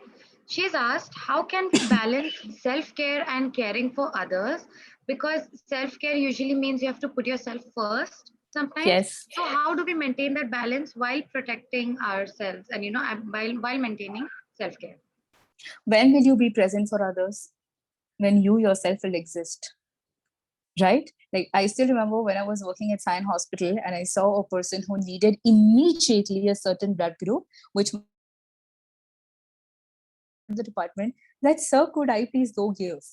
And that's when I was learned that if every patient, okay, we are working with, if requires, and imagine for every patient do I sit and I start giving blood, would I exist? I wouldn't. So it's not about putting yourself first. Let's say that you're taking some time to work on yourself, and then you're easily available for others. So example I would want to put in here, we just pick up the phone and say, hey, hi, my day was so and so. Just small alteration. Hey, hi, I needed to speak on certain things that might consume you mentally. Can I please ask for a few minutes? So there, in case if you're not, and if you're putting yourself first, the opposite person knows that you're not in the state of mind to listen to them. So there you're striking a balance between both yourself and others. Thank you so much, ma'am. No As problem. professionals in the field and even students, we push ourselves beyond our limit and the burnout almost drowns us. To learn how important it is to compassionately accept ourselves for who we are, understand how crucial these 5 stops are, especially in our lives, even a simple thing such as changing a route in our days can exhilarate and spark us out of the monotony. All of us are in our own race, but we all need to take a pit stop and make it work for us. And thank you so much for your time. Thank you. Thank you, Trixie. Thank you. Thank you so much, Vishakha. I'm sorry there's a little disturbance, but thank you once again. On a No Sunday, problem. I can completely understand what Sunday means to all of us, and especially with you with so many patients during the week. Yes. But it's Yes. always an honor and pleasure to have you with us and Thank share your you. thing. And I Thank think you you can so very see much. from the chat box so many questions still coming in, and it's always nice to have you with us. Likewise, ma'am. Thank you so very much for always having me. Thank you. And Thank thank you, you. each one of you, for being here. Okay, each one of you. Thank you, and good luck to the other speakers who are speaking. I'm waiting for some time, but I'm just signing out. Okay. Sure. Thank you. Bye, Thank you, ma'am. ma'am. Thank you. Bye. Bye. Now we would like to call upon Mrs. Toral Bansali. Toral ma'am has years and years of experience in the Ayurvedic industry. She has won several awards and her contribution to society is tremendous.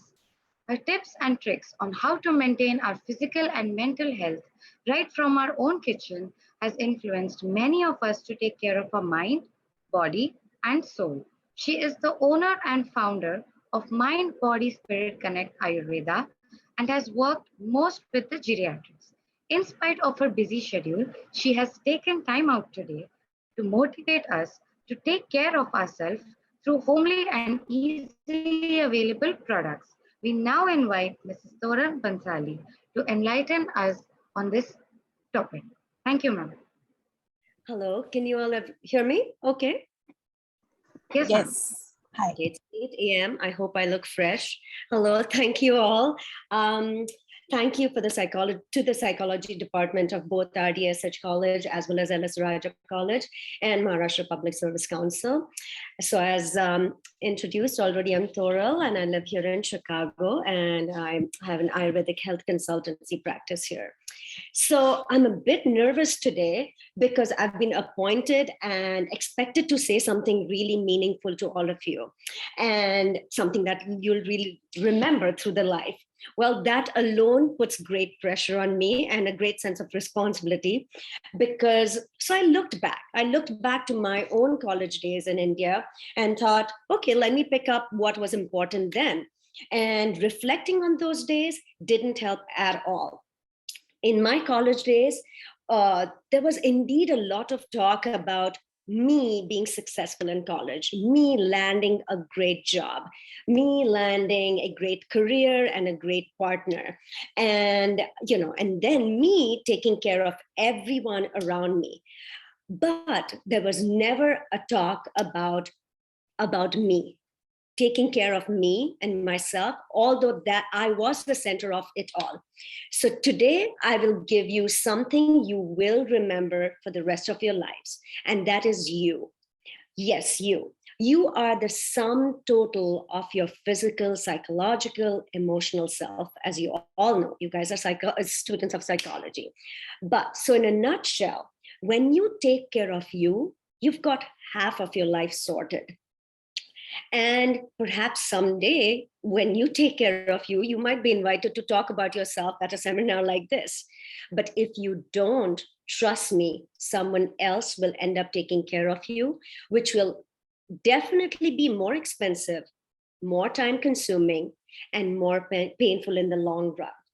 So what I want to share with you today is what I know. And what I know that over the course of last 35 years after leaving India, I've learned over time is just few simple tricks and tips to self-care.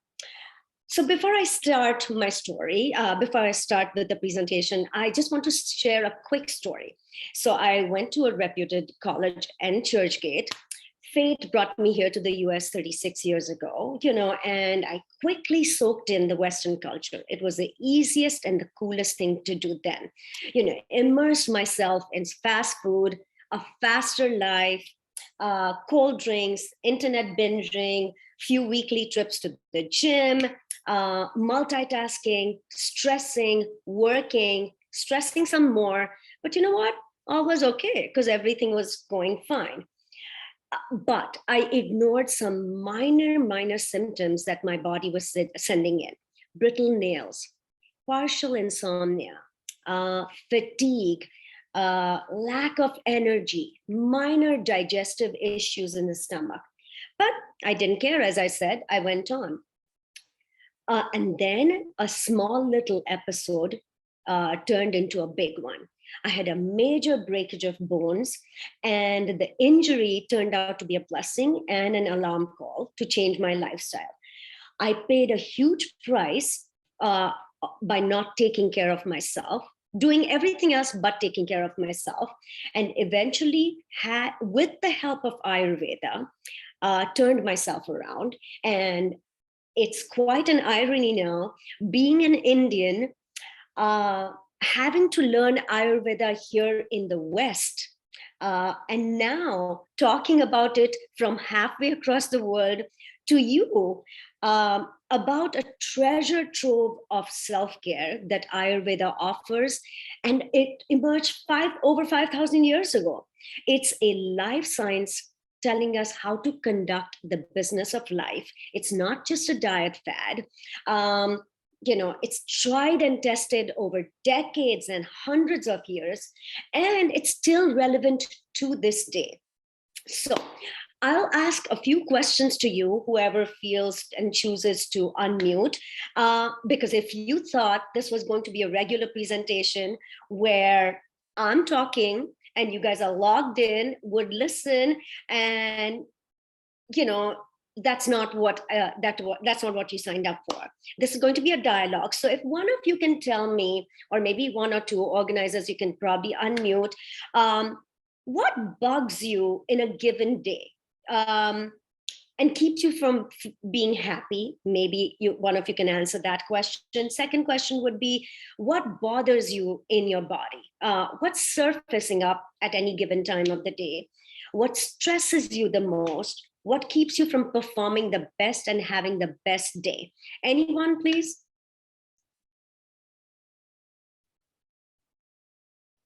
Ma'am, for me, something that bothers me every day is my self-doubt. I really doubt myself a lot for every single thing, even like waking up, going to the college, even sitting for a lecture. Even though I know the answer, I'm not going to answer it to ma'am because I'm going to be like, no, maybe it's wrong. Maybe I am going wrong. Maybe it's me. So I think it's self-doubt. Okay. Anyone else? Anything physical? Anything else coming up for anyone? Ma'am, I feel like I get tired very easily. Even though I'm having all my meals on time, I'm not skipping anything. I still feel like I lose energy very quickly. Even though my work schedule is not very physically hectic, I just go to college and I come home. In that short span of time, I feel like I lose energy very quickly. Okay. All right. So, hopefully you all can agree that some of the issues that you mentioned, and I'm sure people who haven't answered, but I'm sure people are feeling things that are taking them down during a day, and those are the issues that impact pretty much youth all around the world. Work stressors, social stressors, timelines, scarcity of time, sleep deprivation, fatigue, as one of you mentioned, money crunch. Now, if you have accepted these as your reality, as a status quo, then information that I'm about to share is going to be irrelevant. But I have full confidence in you guys that at some point in your lives, you have sought for solutions for the problems that you face, whether, and I don't want to label it as problems, challenges, physically, emotionally, psychologically, whatever you face. So we have to accept one thing, that all these problems technically boil down to just two things. One is body and the second is mind. So what if you had a manual to thrive? A manual to thrive, to master these two things, body and mind, by using your own kitchen as pharmacy and food as medicine. So, and that manual is Ayurveda. That manual, which the West is waking up to by embracing intermittent fasting, superfoods, power yoga, mindfulness, meditation. And now the East is buying that after it's being packaged in glossy terms and shiny benefits. But I'm confident that you all are smart enough to not fall for that trap. Your generation will acknowledge the gifts that our culture has to offer in terms of self-care, and implement that in day-to-day life, because you all are so well worth it, so worth it. So in the meantime, here is self-care in simple, easy, intuitive, desi lingo for all of us here. Self-care is personal, individual. It can mean different things to different people, right? It could be going to a movie, indulging in a piece of cake, going for a manicure. Nonetheless, the common thread in all of these practices is a practice that leaves you rejuvenated, feeling recharged, relaxed, happy, and healthy. That means you're probably not going to find a self-care on Instagram anywhere, because you are you and you need a unique self-care practice for yourself, right? So being aware, awareness is a very crucial part of self-care. Being aware of what's surfing up for you at any given time. Am I feeling something funky in my stomach after eating something. One of you said about energy. I mean, that's a great point there. You are aware that this is happening. Unless you're aware, you're never going to acknowledge and have, acknowledge that you have an issue and you need to fix it, right? So paying attention to how you feel after you eat, after you rest, after how you handling work stresses. So simply put, once you are aware what you feel at any given moment, you will know what to do about it to make you feel good. So I'm so excited to offer this manual of Ayurveda because it's about to make your life easier and independent. Life free of dependence or prescriptions or prescriber. That means more time and more money available to you. I could make this presentation very simply about herbs, few teas, meds, and things that you can take and pack you off, and until you hear another health speech someplace else telling you what to eat, what's a superfood. But I'm not going to do that. I'm going to give you a toolbox, a revolutionized way of thinking that Ayurveda came up with 5,000 years ago, and looking at things so you feel empowered to decide what's good for you. Something like give a man a fish and he'll eat for one day. Teach him how to fish and he's going to eat for the rest of the life. How are we doing with time, by the way? Are we at anyone?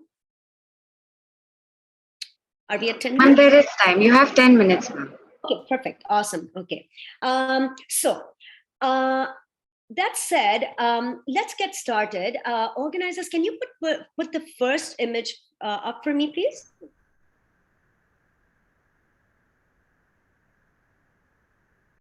Thank you.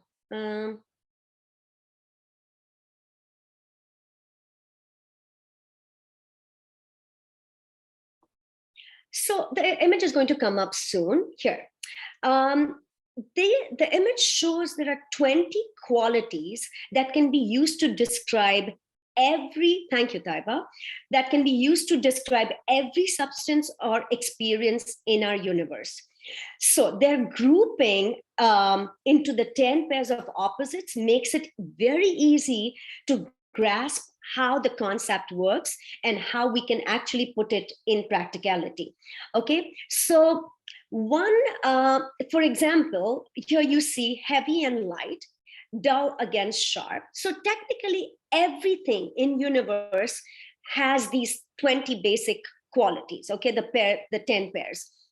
So for example, and then one principle that you see up top, it says like attracts like and opposite creates balance. So it's simple, okay? Just go with this simple formula. For example, if one is looking for like popcorn, okay? Popcorn, you can perhaps read from this list, will feel light, will feel rough, will feel dry in your mouth, right? I mean, and this is something you'll see once you get intuitive, you'll be able to tell the qualities of the substances, okay?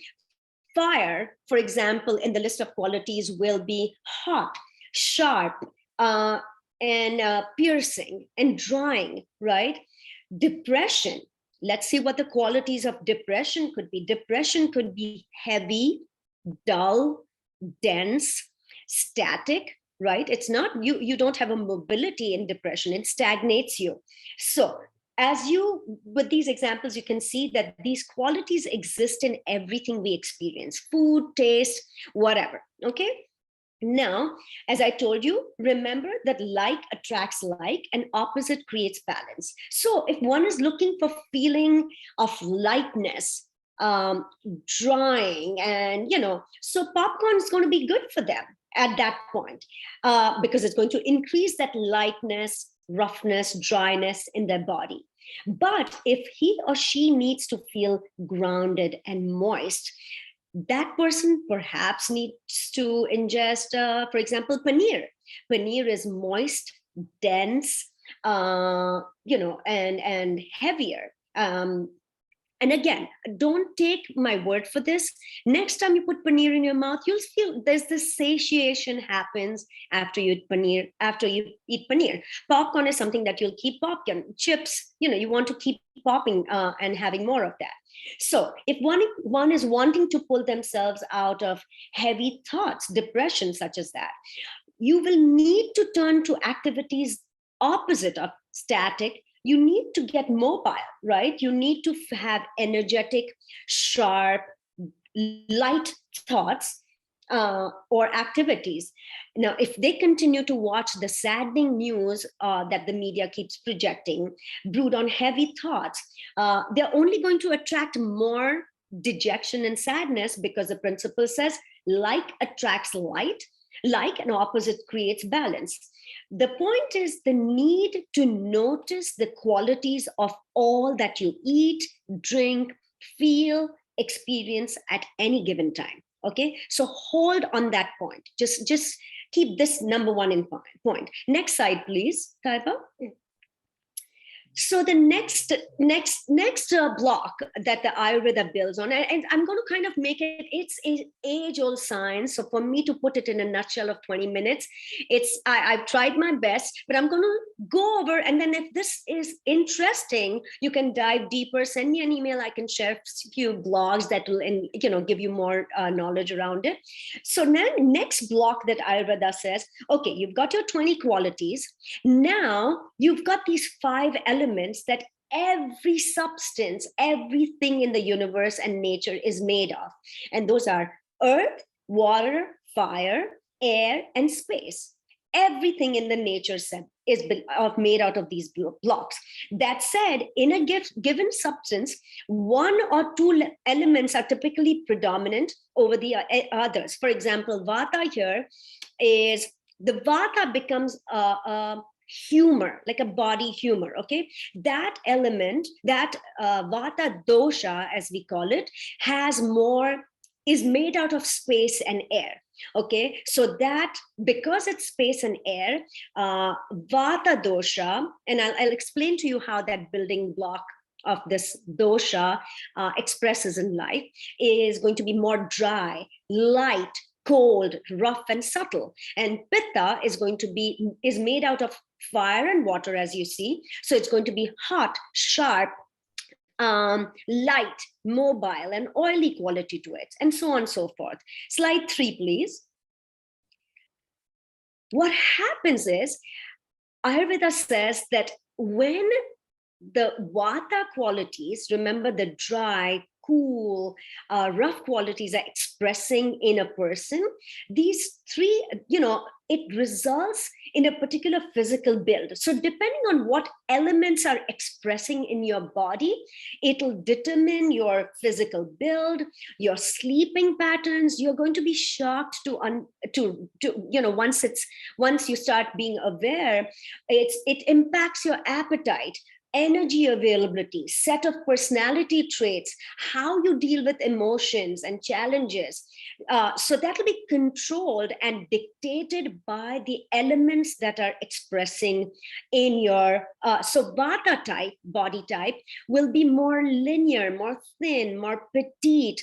They will be lending themselves more to, constipation, because constipation is dryness in body. So do you see how these dry, rough qualities, okay, vatas are also very mobile.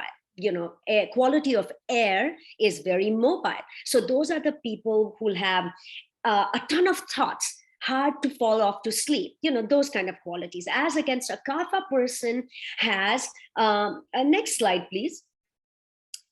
Number 4 slide. Okay, so here we go. Actually, if you can see, now we've combined, we are stacking. On top, you're seeing the 3 doshas, vata, pitta, kapha. In the second row, you're seeing the qualities that we talked about, the number, which was cold, light, dry, mobile, subtle. That's the vata type. If you see, the vata types are going to be more thin, petite, not necessarily petite, but more thin, linear. And the pitta types have medium body types, but they have fiery qualities. So they digest, they have very high metabolism. They're sharp to, understand intellectual or any capacities. They're very sharp in their minds. And then Kaphas are that go-to friend that you can depend on. They're very measured because they have the qualities of heaviness, denseness, smoothness. So that's that person, your friend, who you can, they're going to give you sound advice every time you go. They're going to not blurt out things. They're going to measure everything, what's going on. Okay, so let's go to, so as you see, the three doshas are Vata, Pitta, Kapha. Vatas are going to be mostly air and spacey. Pittas are going to be mostly fire, and Kaphas are going to be mostly earth. Each type has its own tendencies, as we, so some Vatas are going to be more airy, Pittas are going to be more fiery, and Kaphas are going to be more earthy. Slide 5, please. And they will have their individual qualities. I'm sorry, this hasn't come out very clear, but Vatas, the first column, because of their rough, dry, cold qualities, they'll have dry skin. They will be, they'll have, as I told you, insomnia, spotty hair loss, anxiety. Anxiety is a very worry. Anxiety is a very mood swings. So this is very telltale signs of Vatas, as against Pittas will be prone to burning, indigestion. They will have skin rashes. They'll have more skin issues, burning in the skin, inflammation in the body, and so on and so forth. Slide 6, please. So now most of us have two primary doshas, and only small percentage of people have all three. Okay, so presenters can perhaps share these slides, whoever wants to, and you'll be able to tell where you land on this on these three doshas. So now person who is going to experience a Vata imbalance is going to have excess of, as I told you, poor circulation, dry skin. So now the point is, we are going to take the qualities, and we remember what we have to do. We have to kind of turn it around and balance it with the opposite quality. So a Vata person, next slide, please. A Vata person is going to need more warming, moistening things. So what's going to be for Vata best will be, grounding things that are like going to be dense in their body, because that'll ground them physically and emotionally. Routines in their life will prevent anxiety. Pittas, as against that, I'm so sorry, this gray slide is again, grains. The Pittas benefit very well from bitter tastes, sweeter tastes. When I talk about sweet, is grains, whole grains, legumes, sweet fruits. And Kaphas, as against that, is going to benefit from lighter grains like quinoa, barley, corn. Now, the same thing for Vata, it's going to increase their. So do you see, there's nothing one fits all. What I love about Ayurveda is everyone is unique. So if you're a Kapha type who experiences qualities like moistness, denseness in their body, you have to opt for lighter, airier things, drying things that are going to be more astringent, something that will, kind of dry your moisture within the body. So this is basically how you marry the qualities and the 5 elements. These are the 2 building blocks. And as I told you and promised you, this kind of helps you master your body and mind, because at any given time, if I'm experiencing pitta imbalance, I am struggling with acidity in my stomach, and I'm going to go in and have an extremely spicy meal. You guys live in a very hot weather, so that's already adding fire to the fire.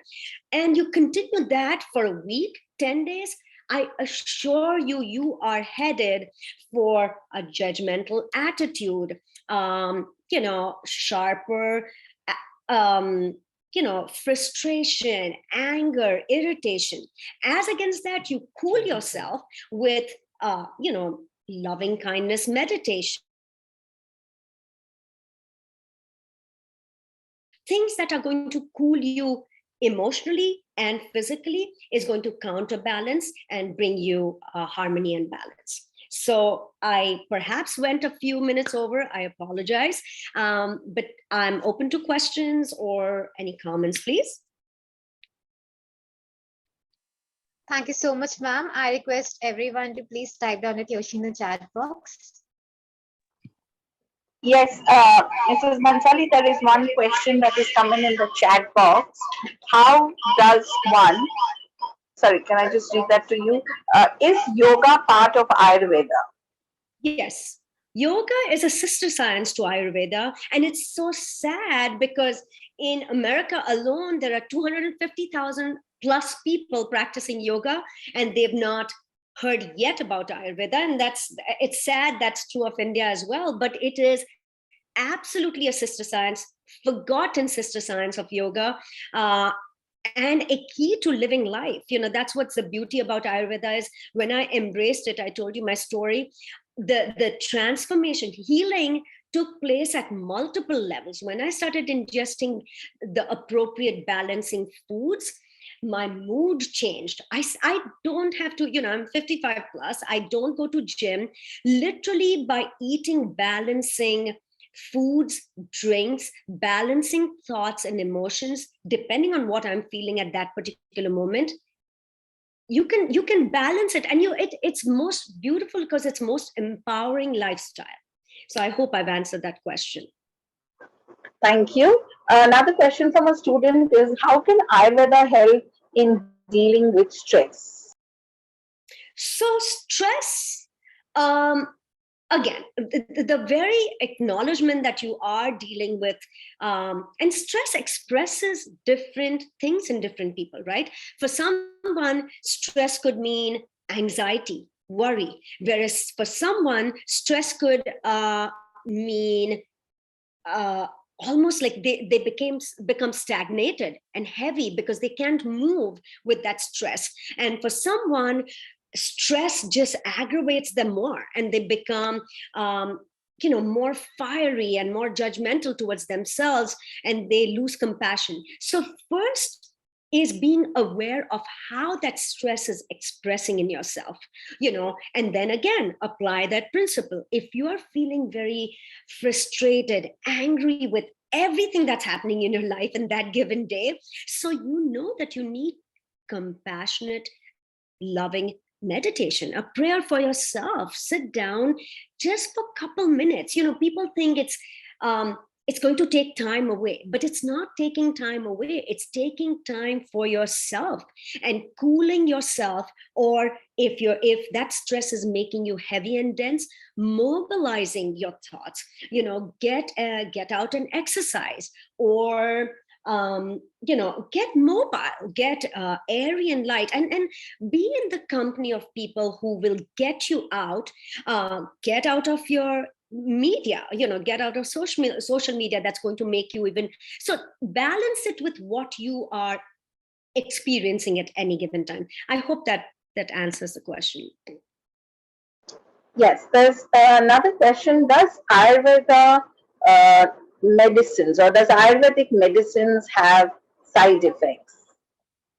So Ayurveda, what's beautiful about Ayurveda is, and the reason I chose to become an Ayurvedic health consultant is, it opens up a dialogue of prevention, right? Contemporary medicine, healthcare in America is on fire because the crazy costs of medicines, tests and the same in India. It costs a bomb to get, go and sit 2 hours at a doctor's office, waiting in line. So why get to a point, think about prevention. So yes, Ayurveda offers medicines.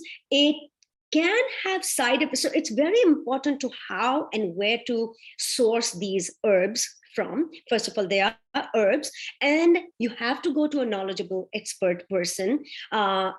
It's a very intuitive science, but if you really have heavy imbalances, acute chronic imbalances in your body, seek help from a professional, and then see what herbs and then you make sure that those herbs or medicines are sourced from a reputed Ayurvedic pharmacy, Kottakkal, Kerala Ayurveda.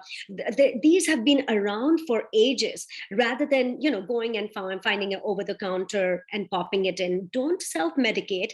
And best, you guys are young. Start now and prevent. Why would you want to even get to a stage of popping herbs and medicines? If I'm prescribing you medicines, I'm no different from a doctor, right? I want to open the thought of dialogue of prevention, and that's where healthcare should move. So that's a long answer for your question. That's a very interesting answer, and I think I completely resonate with you, Mrs. Bansali, because I understand that with young students on board today, why should we move towards Ayurvedic medicine if we understand the three Pitta, Kapha, and we understand how to balance our mind with appropriate food?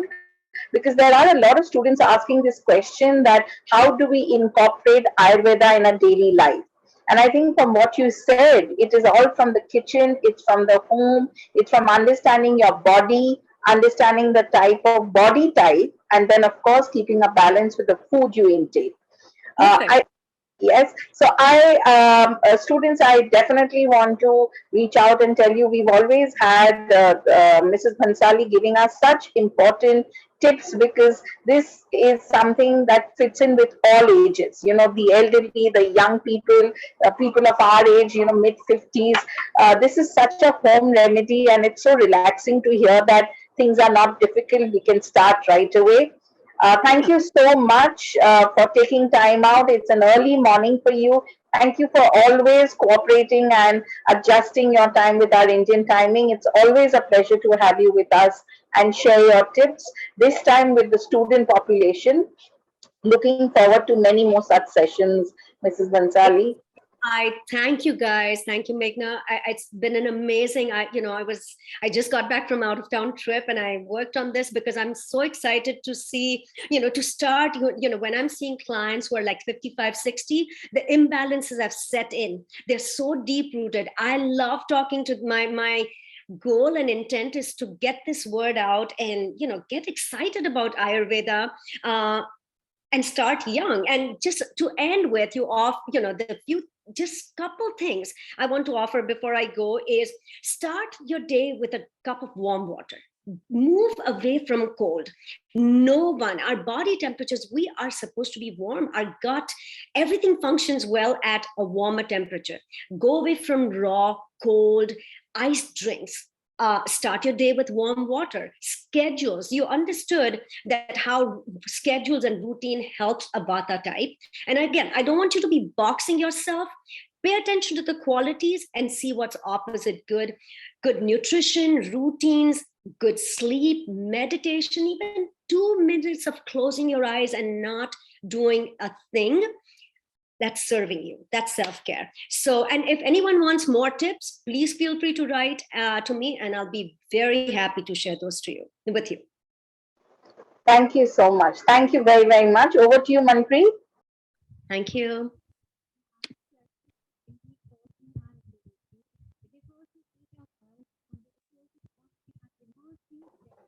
Over to you, Manpreet. Yes, ma'am. Thank you so much, ma'am. Self-care is indeed personal and individual. It differs to each of us, and the resources online are immensely generic and have no backing. Your journey into Ayurveda is incredibly moving by saying the kitchen is pharmacy, food is medicine, and Ayurveda is the manual. Shows us that how accessible these small things are and how they can transform our lives. The types of dosha and how using this knowledge we can change ourselves. The tiniest of things, such as food, can impact us beyond our control. We thank you once again, ma'am, for sharing with us this perspective, one that roots so early in our society, one that also holds immense power to shape us. Thank you, ma'am. Our next segment is about physical health. Self-care is not just mental health, but also physical health. Exercise is one of the most transformative things that you can do for your brain. So I would like to call upon Mrs. Pallavi Vasant. She has completed her MPhil in clinical psychology and has been affiliated with this field for the last 8 years. She has worked as a clinical psychologist in many states like Rajasthan and Telangana. Currently, she is based in Mumbai and working with Filter app. Her interests align towards working in challenging environments, making use of her expert skills, seeking opportunities for learning, and concurrently being beneficial for the society. We would love to hear from you, ma'am. Thank you so much, Manpreet, and thank you for having me here. So, hello everyone, and it was a beautiful introduction. Just going a little forward and to break the barrier and make this conversation a little comfortable, and for you to know where I come from and what information I bring for your benefit today. So, I have been working, as Manpreet said, for the past 8 years, and I finished my graduation in Mumbai, my master's in Karnataka, and my MPhil in Rajasthan. So I have a gauge of people like from North India, South India, West India. It's just East India. Maybe I'll go there to do my PhD. So let's look into it later on. But I bring today some cases. So when I'm explaining things, I'll go through cases and I'll explain it. But before we go in that depth, let us understand why am I here today. Okay, so earlier speakers have given such beautiful information about how self-care can be accessed through different areas. Okay, and today I will be mostly talking from the aspect of clinical psychology. Okay, so body achieves what mind believes. Okay, and but this entire day is about self-care. Okay, and 24th of July, that is 24/7.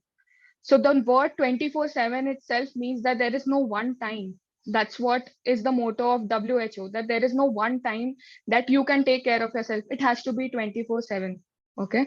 There is no specific day, there is no specific time. You just have to be. So it's such a beautiful interpretation and such a beautifully made concept that WHO has come up with. So let's get that intention from them before we go ahead and we build on how can we take care of ourselves. Okay. So the base is basically every day, every time your things have to be flowing in a way that yes, this is going to benefit me to go ahead. Okay, from the clinical aspect, we'll see, look at it later, but we all are psychology students here is what I understand, right? And see, I have also been a student, so we know that psychologists, teachers basically love definitions, right? We always get a definition: what is psychology, what is mind, what is intelligence. Okay, and we have to remember those words, and right. But the beauty of a definition is that it covers everything and leaves no gaps or loopholes. It is so beautiful. Okay, so allow me to read the definition of self-care given by WHO. Okay, so self-care, as WHO defines, is individual, families, and communities. So it's just you, your family, and a community at large, which promote and maintain their own health first. So first is your own health, preventing diseases and coping with illness and disability together. Okay, so you are just not focusing on your health, but you're also preventing what is going to come, like Toral Bhansali was earlier explaining very beautifully in her lecture. Okay, and coping with illness and disability. Okay, so with or without support of a healthcare worker. So right now, why WHO has started this particular self-care day is because they want all of us to go into the preventive measure. We all have heard this definition, right? Prevention is better than cure. It's a quote basically, yeah. That savdhani bhali hai durghatna se. Now, here it is so easy to hear and understand it, right? But what right now WHO is doing, suppose this is a tree, okay, and a tree has a lot of greenery and branches and leaves on top of it, and the roots are there of a tree. So I hope you all have got a structure of the tree. WHO is trying to address HIV, HPV, STI, the heavy disorders, heavy medical problems.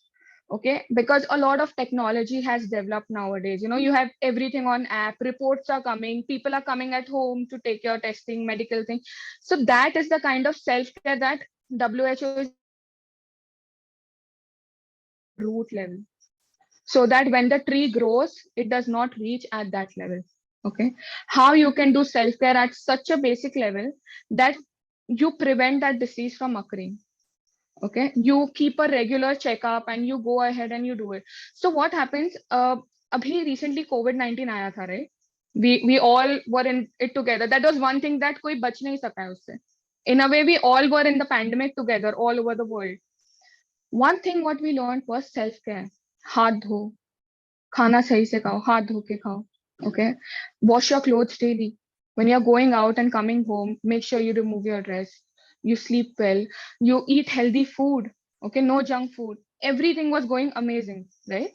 So that kind of self-care, when we did, our immunity came back and we did not contract the disease, isn't it? We were healthier enough to take care of ourselves. Now when I went in Rajasthan also, I saw a very beautiful thing. Now they can't change the climate there.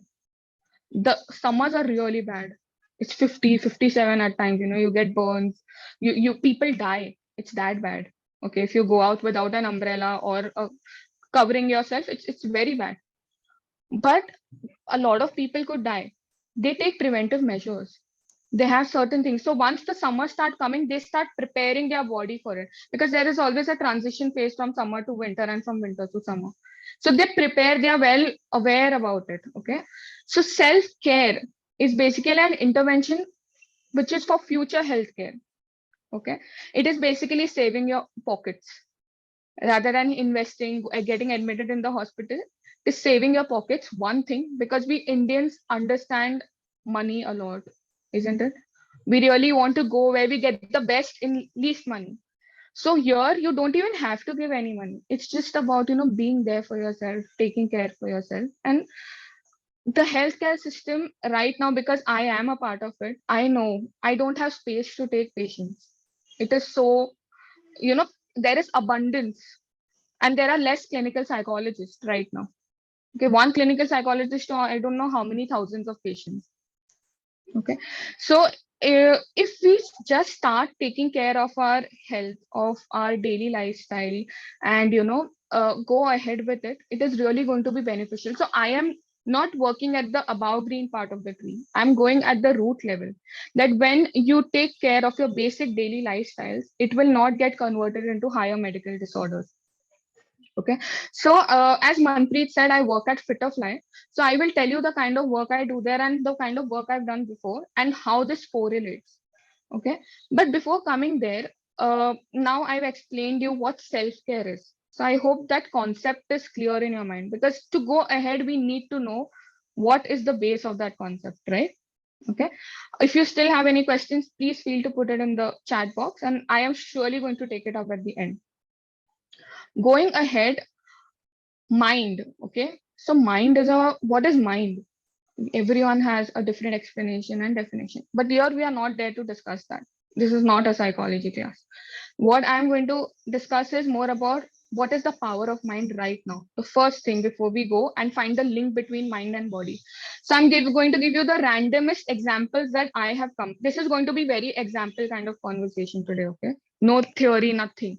Application, and from application I'll come to theory maybe. Okay, so in 2016 when I was a student, okay, I read this in news that a Scandinavian mother, okay, very sleek, very thin, but when so they were, the child and the mother were crossing the road and a car came in full speed and the child went under the car.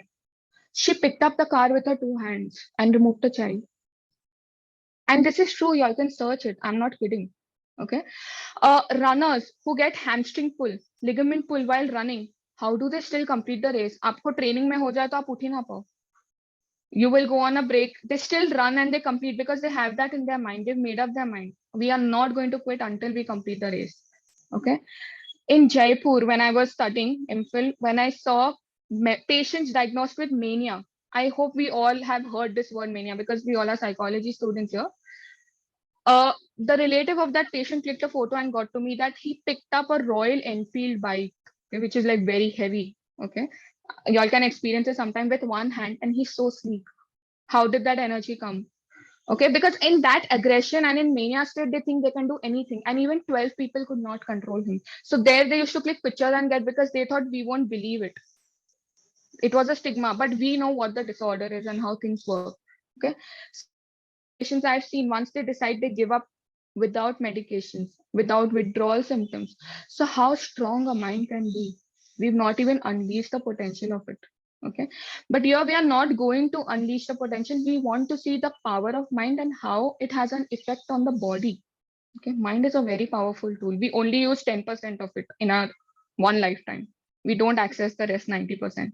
Okay, that's the subconscious and unconscious mind, and that's another story altogether. But now, since you all understood what is the power of mind, let's understand the mind and the body connection, how this affects us, and how it is going to help us in our further self-care. Okay, so you all would have heard HPA axis. Okay, hypothalamic pituitary axis. I mean, this was since the time I've been a student, I've always answered this question in my graduation, masters, and MPhil. Like paper mein aata hi tha ye. It is such an important concept. HP axis and stress, HP axis diabetes, HP axis depression, everything. It's linked. Okay. So what HPA axis does is it basically releases a stress hormone called cortisol into our blood. Okay, which is a stress fighting hormone. Okay, so body releases this stress hormone, and this stress hormone can act on multiple organs to redirect energy. तो ये hormone क्या करता है, आपकी body को prepare करता है fight, flight, freeze mode के लिए, isn't it? तो सारी energy ले रहा है organ से for a anticipated or real demand. In anxiety, it's more anticipated. Okay, in real is what you can see outside, isn't it? But after a point of time, एक time ऐसा आता है जब ये प्रोसेस इतनी automatic हो जाती है कि you don't even realize that actually there is a threat or no. That's when anxiety settles in. Okay, and your body is unnecessarily releasing cortisol, and your body's immunity is going down because energy from all the organs is being utilized to be prepared for a fight. Okay, so if you all want to read more on this and you all are psychology students here, I would really ask you guys to read psychoneuroimmunology. There's an experiment done on rats about it and how, your psychology, neurology, immunology, everything is linked. It's beautiful. Okay. एक example देती हूँ आपको real life में, क्योंकि मैं अपने patients के साथ भी यही करती हूँ. They don't understand psychology. Madam, ये testing क्या होती है? आप electrodes लगाओगे, क्या करोगे? So I give them doctor examples, because there they relate very easily. So I'm also going to give you a doctor example today. So blood pressure. What is blood pressure? If any difficult situation comes, blood rushes fast because information reaches to the entire body quickly. Also, body is functioning at 2 times, 3 times the speed. But once the threat goes away, once the situation is solved, blood pressure should come normal, right? Which does come. But if you keep on doing this process on a daily basis, Rosanna, you get blood pressure because the body forgets what is the normal. That is the new normal for the body. So the stress hormone also, it is supposed to be secreted जब आपको problem आ रही है. But वो रोज ही आप anticipate कर रहे हो, तो now the new normal is entire time your body is prepared for fight or flight, and the brain is also functioning like that. So they are supporting each other. So that's the mind-body connection. Okay, the body is prepared. It's there, but the immunity is going weak because organs are depleted of energy, right? Guys. So now, let me give you simpler explanations of this. Now, these are all the cases I've seen. No confidentiality leak, no information giving, but it will be the chief complaints and what was the belief system. So, आपको मैं एक चीज बताती हूँ. When you all will start seeing patients or you all will start observing people around you, you will notice one thing. The easiest way for the mind's confusion, mind's emotion, the emotions that you feel and you process it in your mind, and everything, whatever you suppress, the easiest way is for it to come out through body. Pain, back pain, neck pain, head pain. Then if you go one level higher, blood pressure, breathing issues, okay, diabetes, obesity, heart problems, सब कुछ. फिर आप बस वो levels ऊपर ही होते जाते हैं, उसके बाद नीचे नहीं आते जब तक आप उस पर वर्क ना करो तो. Okay, so now I will tell you how the mind, what it thinks, okay, and then what develops. So let me start, and I'm going to give you 4-5 examples. तो बैठ जाए आपके दिमाग में कि मैं क्या बोल रही हूँ, फिर इसको हम कैसे प्रिवेंट कर सकते थे सेल्फ केयर से, and you yourself will start connecting its own. ठीक है? So let's take a classic example of diabetes, because I work at Fitofly and this example is currently from there. Okay, so we deal with a lot of diabetes, obesity patients and their psychological belief system.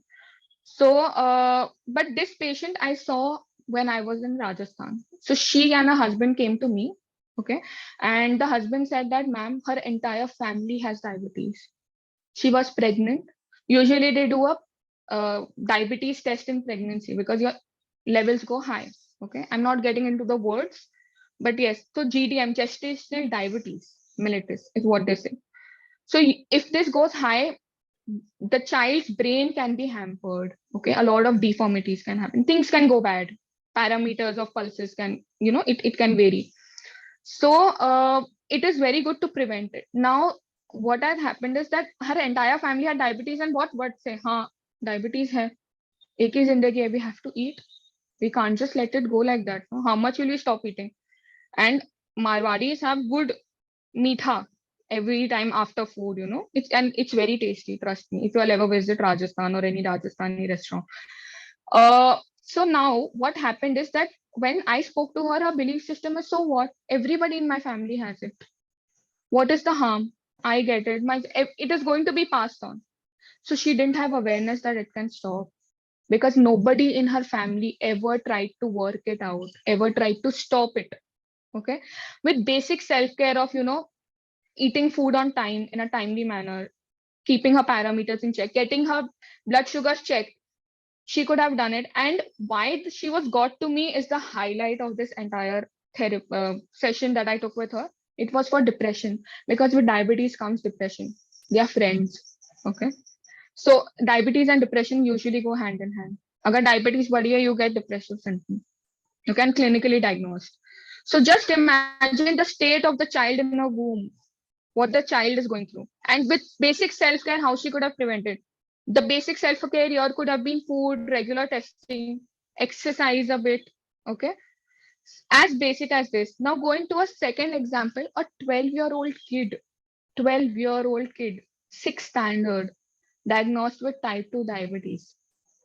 Again, the same thing. Her entire family is having diabetes. Okay. So what I found out after speaking to her mother was, what she was feeling bad is कि diabetes इतनी जल्दी हो गई, 24-25 में होती तो समझ सकती थी.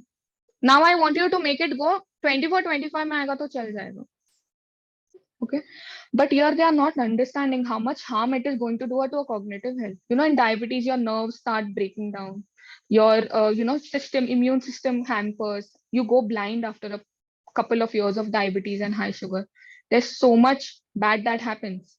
But just imagine that poor child who does not know anything and is eating the food and the rasgullas and everything that a mother is giving you. Okay, because that is how the family is saying. So the family belief system, it's not just your belief system. In the first one, it was yours.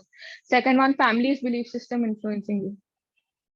Okay, so I had to do a lot of belief work, a lot of cognitive restructuring for the mother first, and then come to her, because she's a blank slate till now. She's still learning. Okay, and her mother is the source. So when you see her, if the mother brings the changes, automatically the changes will come in the child. Okay, now let's come to obesity. Obesity is, there's a competition, diabetes or obesity mein kaun first aayega world mein. The world, one person is either diabetic or obese. It's like that going on, and everyone is fighting to be the capital. India is soon going to be a capital for obesity. USA has taken for diabetes. USA has taken it for obesity. Okay, so इतने beliefs होते हैं ना obesity के बारे में, food के बारे में. भूख नहीं लगी है, movie देख रहे खाओ. बुरा लग रहा है खाओ. You keep eating for no reason. What happens when a child is born? Okay, so whenever the child cries, what happens? The mother feeds the child. Food forms an association since birth with comfort, and that you carry on throughout your life. You understand how complicated that association is and how regressive. You don't see food as a source of energy anymore. So mind thinks food is comfort. You're the mind and body. What body shows? Obesity.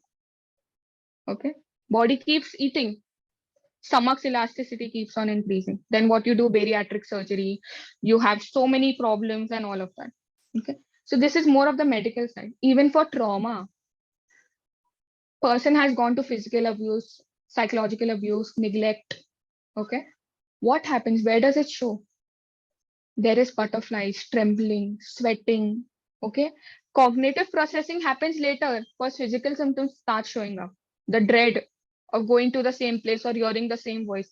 So that is how the body takes everything first, because the mind has already stored and formed the neural pathway.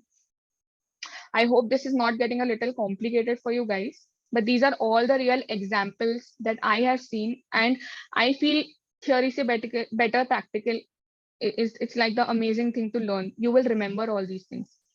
Substance, what is substance? It's like another addiction, like food. Food is just very socially, it's cheaper. Nobody will stop you. It's just available. Substance is more looked down upon, but the pathways and the mechanism of food, of shopping, or substance, everything is the same. For your body to feel good, where does substance go? In the body. So body gives the signal to the mind that I feel good. Mind gives the signal to the body, have some more, I want to feel more good. The connection being reinforced and reinforced. That's why एक peg से चालू करते हैं, 3 bottle तक जाते हैं, because that's the coordination happening between mind and body. Okay. So this is all about how mind and body is connected. Okay. And how it shows up in disorders on a daily basis. Okay. Be it your exam stress also. वो जो jittery feeling होती है stomach में, how does the stomach know that you are feeling stressed here? There is a connection, right? Isn't it? So here हमने ये सब बातें तो कर ली. अभी आप कोई भी थेरेपिस्ट के पास जाओ, कोई भी साइकाट्रिस्ट के पास जाओ, डॉक्टर के पास जाओ, they will say take medication, take therapy, do this testing, let us see how much your thiamine levels, B12 levels have dropped, what has happened, XYZ thing. But just imagine if your mind gives the signal to the body, but the body does alternative activities instead of all these things to take care of it. If you work on your belief system, if you go in the right line, how amazing and awesome will it be? Such a fulfilled life you will have. One life, right? Let's make it worth living. Isn't it? I had a patient who told me, what is your plan? Because we do tell क्या पे intention है, intent क्या है, planning कितनी है. I will jump from where? From third floor. Third floor से jump करने से क्या ही होगा? If you want to die, die from the 7th floor. Jump. Like, what are you saying, Pallavi? I said, no. This means that you don't want to die. Somewhere you know. Your brain knows कि third floor से गिरने से कुछ नहीं होने वाला है. Then he understood, yes, there is motivation. So you have to work on mind, body, planning, everything together. But one thing then we started with him and with everybody that I start, the root level is self-care. Okay. For example, brushing teeth. क्यों सिखाते हैं बचपन में? Self-care. ताकि आगे जाके decay, cavity, ये सब की problems कम हो. You have teeth for a longer time, right? So that is the self-care for that problem. So here, when you make a self-care routine a part of your life, there is evidence. Psychologists work on evidence. There is evidence-based researches that say that it helps you reduce stress and burnout. और जब stress और burnout नहीं होगा, तो HP axis कैसे activate होगा? Now you will see the link of what I said. How will the HPA axis get activated if there is no stress or burnout? Then it will not be automated and your body's immune system will be fine. There will be no diseases at all. Okay. So you need to tune into yourself and enhance your social awareness through regular self-care. Okay. N number of diseases आप avoid कर सकते हो. जैसे कि जब आपका एक self-care routine established है. Okay. I work in this disciplined manner. I do these activities for myself. This is very important and first line treatment for schizophrenia, mania, depression, anxiety. Activity scheduling हम करवाते हैं. Okay. Why? Because schizomania, schizoaffective, जब भी इनमें transition हो रहा है, we come to know through their self-care activities whether they are able to do it or no. That's an awesome indicator. You avoid them getting admitted to hospital. You avoid the medicinal cost. You avoid so many things. You give them the power to understand what is happening in themselves. Empowering others is a great thing. Okay. It also helps us avoid and delay the diseases and even prevent it. And सब side में रखो. WHO बोलता है you are not healthy until you do not have a good quality of life. Just because disease नहीं है इसका मतलब ही नहीं I'm fine. I have a good quality of life. Good quality of life has 4 domains: psychological, physical, social, and environmental. सब में टिक होगा तभी आपकी गुड क्वालिटी ऑफ लाइफ है. Okay, so don't think you are healthy until and unless you do not work on this. Okay, so let's wrap it up because I'm running out of time and I give you 4 areas today. Okay, these 4 areas I want you to note it down somewhere. Phone mein note kar lo kahin pe bhi. This is also one self care thing you will be doing for you right now. Okay, one is spiritual. सबसे पहले spiritual, some meditating, deep breathing, reading self help books, whatever. Spiritually, no religious, they have two very different things. Okay, anything spiritual will help you connect with yourself, because until आपका connection खुद से नहीं होगा, you will not do anything for yourself. Okay, then comes emotional. Emotional में, to have a emotional vent out, talk to somebody, not asking advice. You do not want them to talk back, but you want to vent out. Do some form of dance or art, whatever is comfortable, some self-soothing activities. Physical, fix a time for a workout. Get regular checkups done. D12 और D3 तो मैं सबको बोलती हूँ every 6 months कराओ. Because इसी से सारे disorders एक तरीके से start होते हैं. Okay.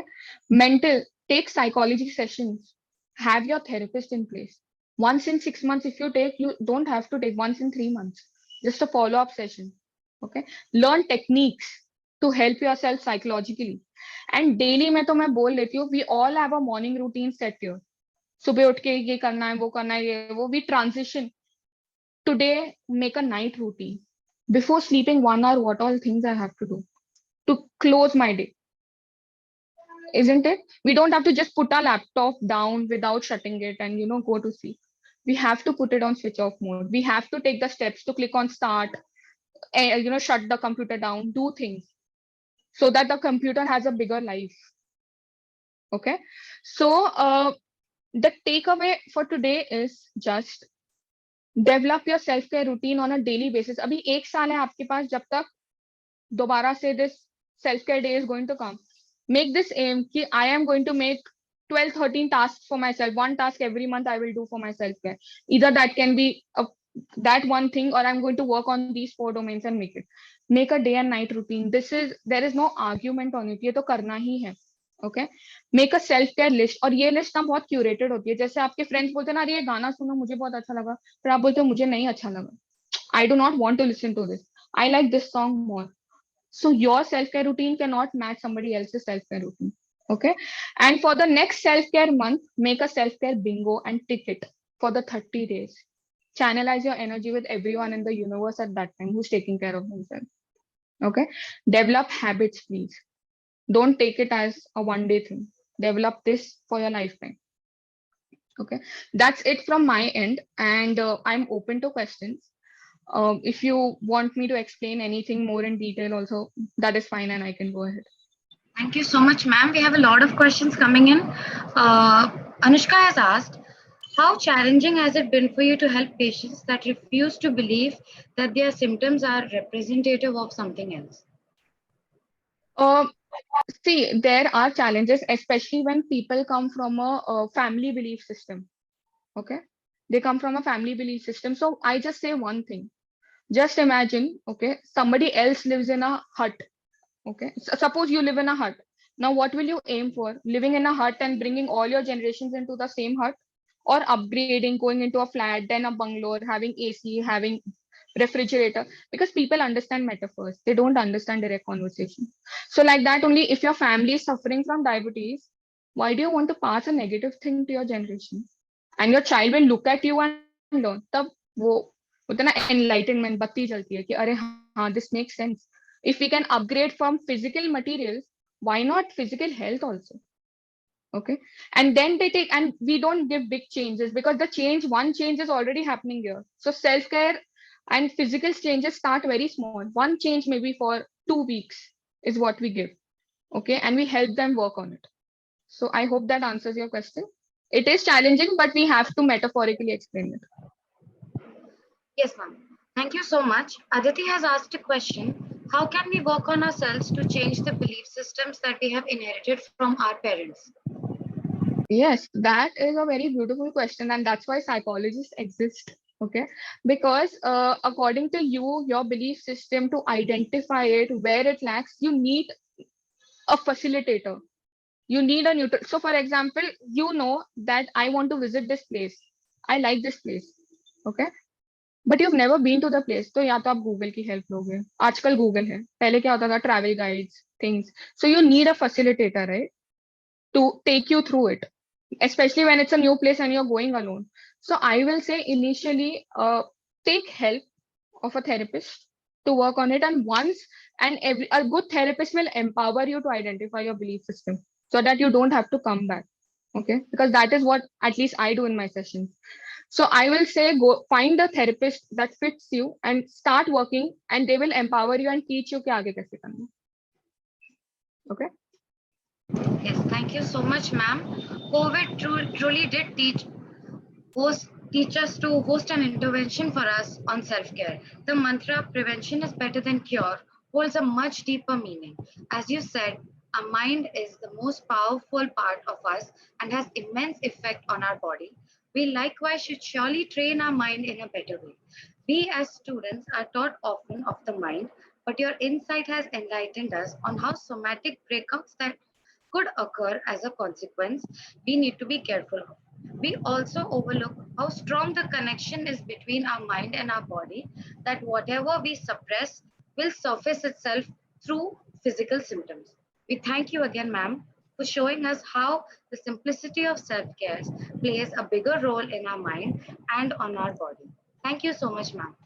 Thank you so much, Manpreet, and a special thank you to Dr. Meghna Basu for having me here. I do not know if she's there in the session or no right now, because I could see her earlier. I am. Hi, hi. No, no, Hi, I am. Hi, Pallavi. okay. It was Yes, a pleasure listening to you. I was just waiting for you to finish till I thank you, Okay, but okay. it was a pleasure listening to you. And I think you've given very important tips for our students. And I'm sure, especially I love the part with your diabetes and obesity connect, because that's where I think I fall in. So I was trying to figure all that out. But great. Thank you so much for your inputs. And thank you for being with us today evening. Thank you so much, everybody, for having me here. And I'll just put my email ID in case, because usually questions pop up when you think over it, sleep over it. And if there is anything that comes, I'm here to guide you and help you. So I'll put my email ID and you can mail it to me. Okay? Thank Great. you so much. Thanks, Thank you so much. Pallavi. Don't put it on the chat, darling. You can send it to us, and we can send it to students if they require. Amazing, amazing. Great. Thank Thank you you so so much. much. Thank you. Bye. Thank you, ma'am. So far, in different segments, we have been covering different areas of self-care: physical, mental, Ayurvedic, and so on. But balance is the key to self-care. To take better care of ourselves, we must invest in all areas equally and understand the connection between the mind, body, and soul. To speak about how we can cultivate balance in our self-care practice, we have Mr. Shishant Duri. He is a life coach, positive psychology coach, and also strength and conditioning coach. He is also a Mumbai Shri bodybuilding silver medalist and Maharashtra Shri sixth place. Currently, he is training various national and international level rifle and pistol shooters, PTKS, and CSMMS. I would like to now invite Shishant sir to share his knowledge about balance and self-care.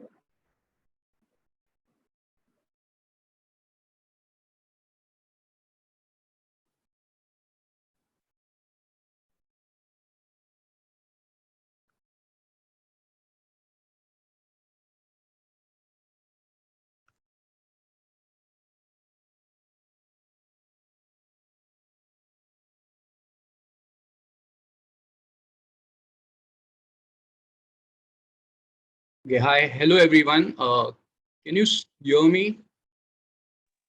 Yes, sir, you're audible. Okay, let's start. Before starting the session, I would like to thank you for giving me this opportunity to speak, okay, on the self-care day. Okay, so before starting the session, okay, I'm not going to tell you any kind of, I'm not going to speak about I'm not going to tell you any kind of tips which you have to implement today, okay, with respect to your fitness, with respect to your nutrition. I'm just going to share some things, I'll going to share some facts which are not known actually, in day-to-day, when you follow day-to-day fitness regime, when you exercise. Okay, so all those things I'm going to share today. I need some questions from your side as well. Okay, which I'll answer later after finishing. Actually, my video is my video. Can you see my video? No, sir. Okay.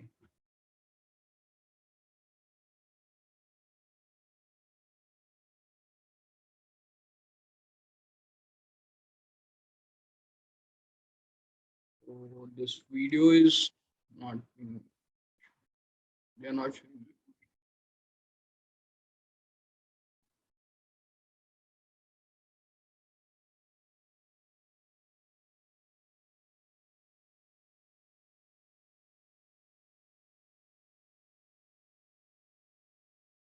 Okay, do you want me to rejoin?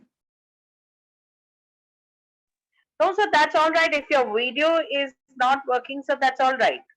Sometimes the network, the bandwidth suffers with the video on. So you're audible, sir. Okay, okay. So before starting the session, means what actually is fitness all about? Okay, I just need you, all of you, those who are in this session, to just write down what is fitness according to you. Okay, I'm going to speak about what is fitness, but before that, I want you all to write down what is fitness according to you.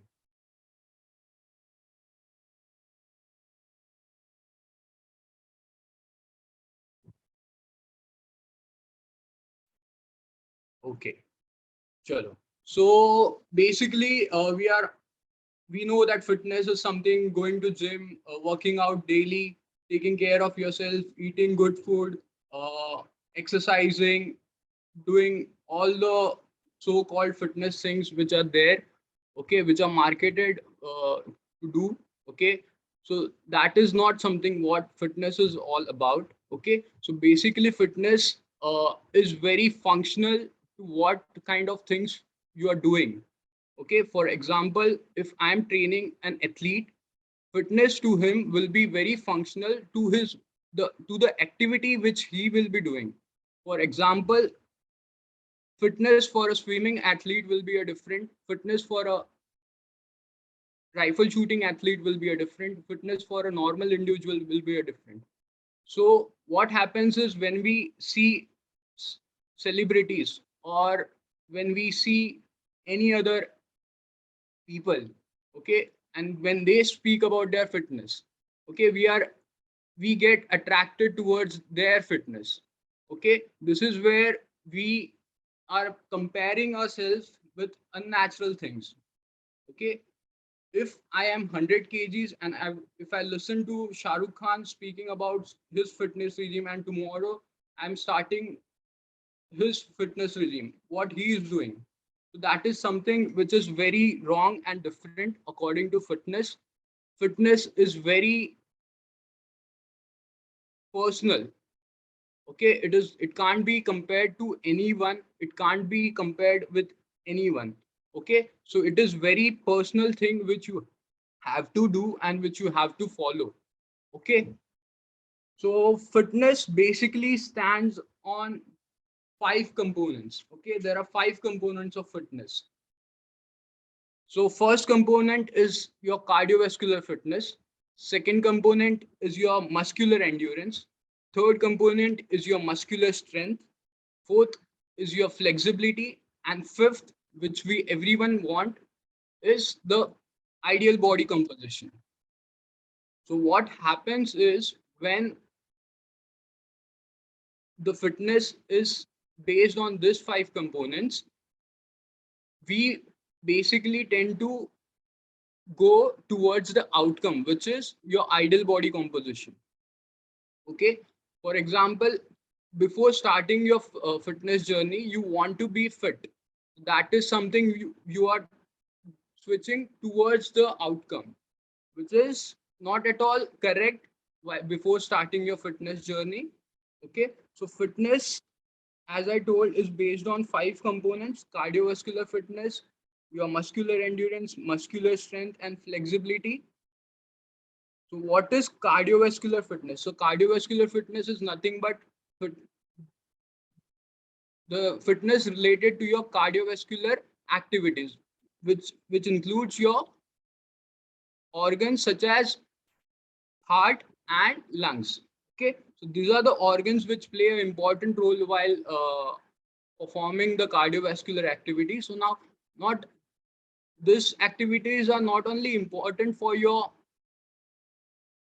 uh, general fitness, but also these activities are important for the heart patients, for uh, endurance athletes, for other athletes, okay, or normal individual. So what is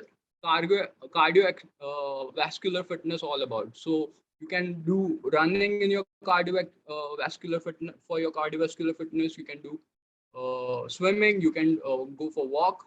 So what is the myth about cardiovascular fitness is generally people tend to say, for example, you must have heard an uncle saying in your surrounding, in your society, or any of your family members saying that मैं तो रोज 2 घंटा चलने जाता हूँ, या मैं तो रोज आधा घंटा सुबह उठने के बाद चलता हूँ. That is something the fitness which I am following for my cardiovascular fitness. So that is something which is very wrong. Okay, according to him it is correct, he is doing his daily routine, but half an hour walk is not at all exercise for him if he is doing it for from last 10 to 15 years. Okay, so it has become a general activity for him where he is following his half an hour walking. So that half an hour walking is not at all an exercise for him, but it is just a general activity which he is doing every day. Okay, so what actually he needs to do is to do a progressive overload while he is walking. Okay, so what is progressive overload? Okay, so for suppose on the day one, I am walking for 10 to 20 minutes. So progressive overload means you have to increase your load from 5 to 10 minutes to 20 minutes. So this is what is called progressive overload while you are exercising. So exercising not only with respect to cardiovascular fitness, but with your respect to your muscular endurance, strength, flexibility, all this stuff. Okay, so next this thing component which I want to speak about is about the endurance. Okay, so muscular endurance. So now you must have seen many strength training athletes or on Instagram reels lifting heavy weights, pushing heavy weights. Okay, so that comes under muscular strength. So what is endurance all about? So endurance is nothing but repeating the movement for multiple times. So where this kind of fitness is important, or why this kind of fitness is important in day-to-day life. Okay, why this is important? Because, for example, let's take a normal or abnormal example.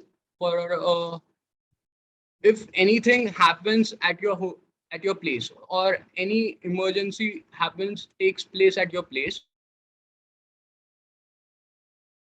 to the hospital.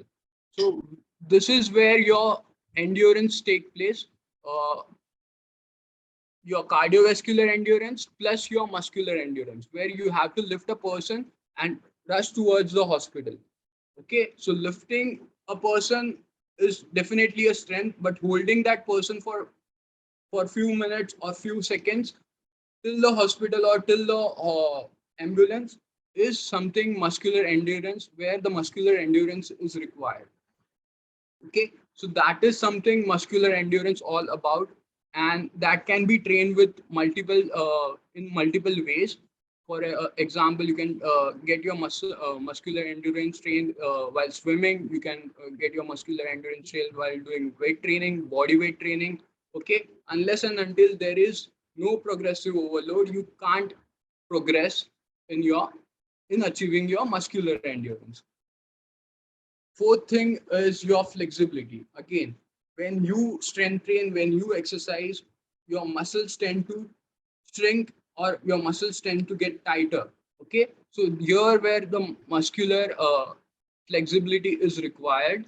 Okay, so which avoids the injury. So it is very normal in India where people tend to exercise and forget about stretching after the training sessions. Okay, so this leads to injury. Okay, so to avoid this kind of injury free training or other injuries while following your fitness, okay, you are supposed to do the stretches and also your flexibility workout after your gym training or your swimming or any kind of training which you are doing. I have many athletes which who tend to stop or they are irritated when I ask them to stretch. Okay, they use means they are not open to stretches. So it is something normal which you are not open to stretches. Oh, but it is fine. Yeah. Next thing about fitness which I want to speak about is your body composition. So this is the important topic which everyone is interested in while they are on their fitness or they are following their fitness regime is your body composition. Okay, so everyone wants to be slim, everyone wants to be in shape, everyone wants to uh, follow a proper uh, what you say everyone wants to be like their role models, everyone wants to look beautiful. So this is what everyone is looking after. Okay, and which is also normal, and obviously everyone wants to be like their role models. So what happens in while attaining your body composition is you tend to exercise and you tend not to focus on your diet.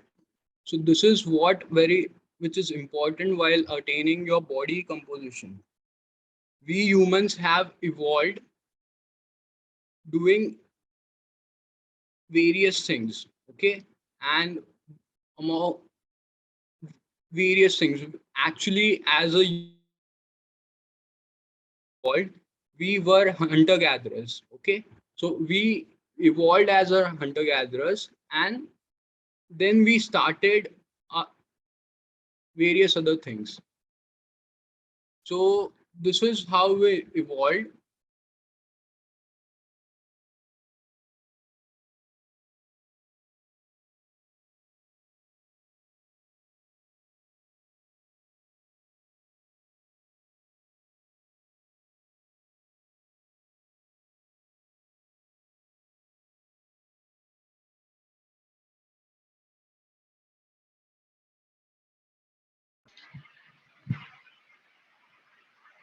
Sir, are you still in the meeting?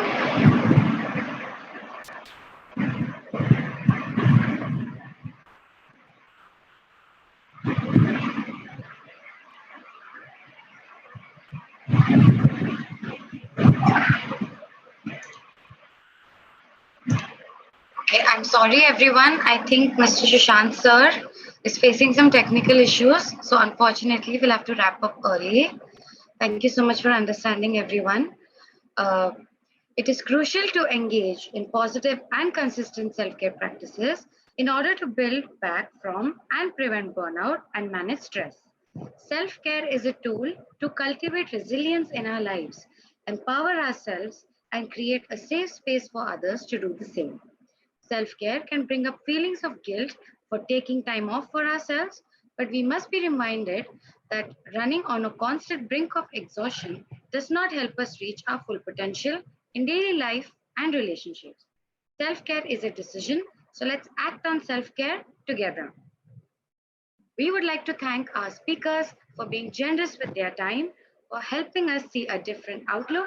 We would want to thank our audience for joining us as well, and the principals, Dr. Neha Jagtiani and Dr. Debajit Sarkar. We would also like to thank our HODs, Dr. Meghna Basu Thakur and Professor Neha Dalal, for their guidance and encouragement in giving us the opportunity to explore the benefits of self-care in our lives. We hope that you will be leaving today with a powerful message and will ingrain it in your daily life. Please look for the feedback form link in the chat box and make sure you fill it so we can generate your certificate. Thank you and good night.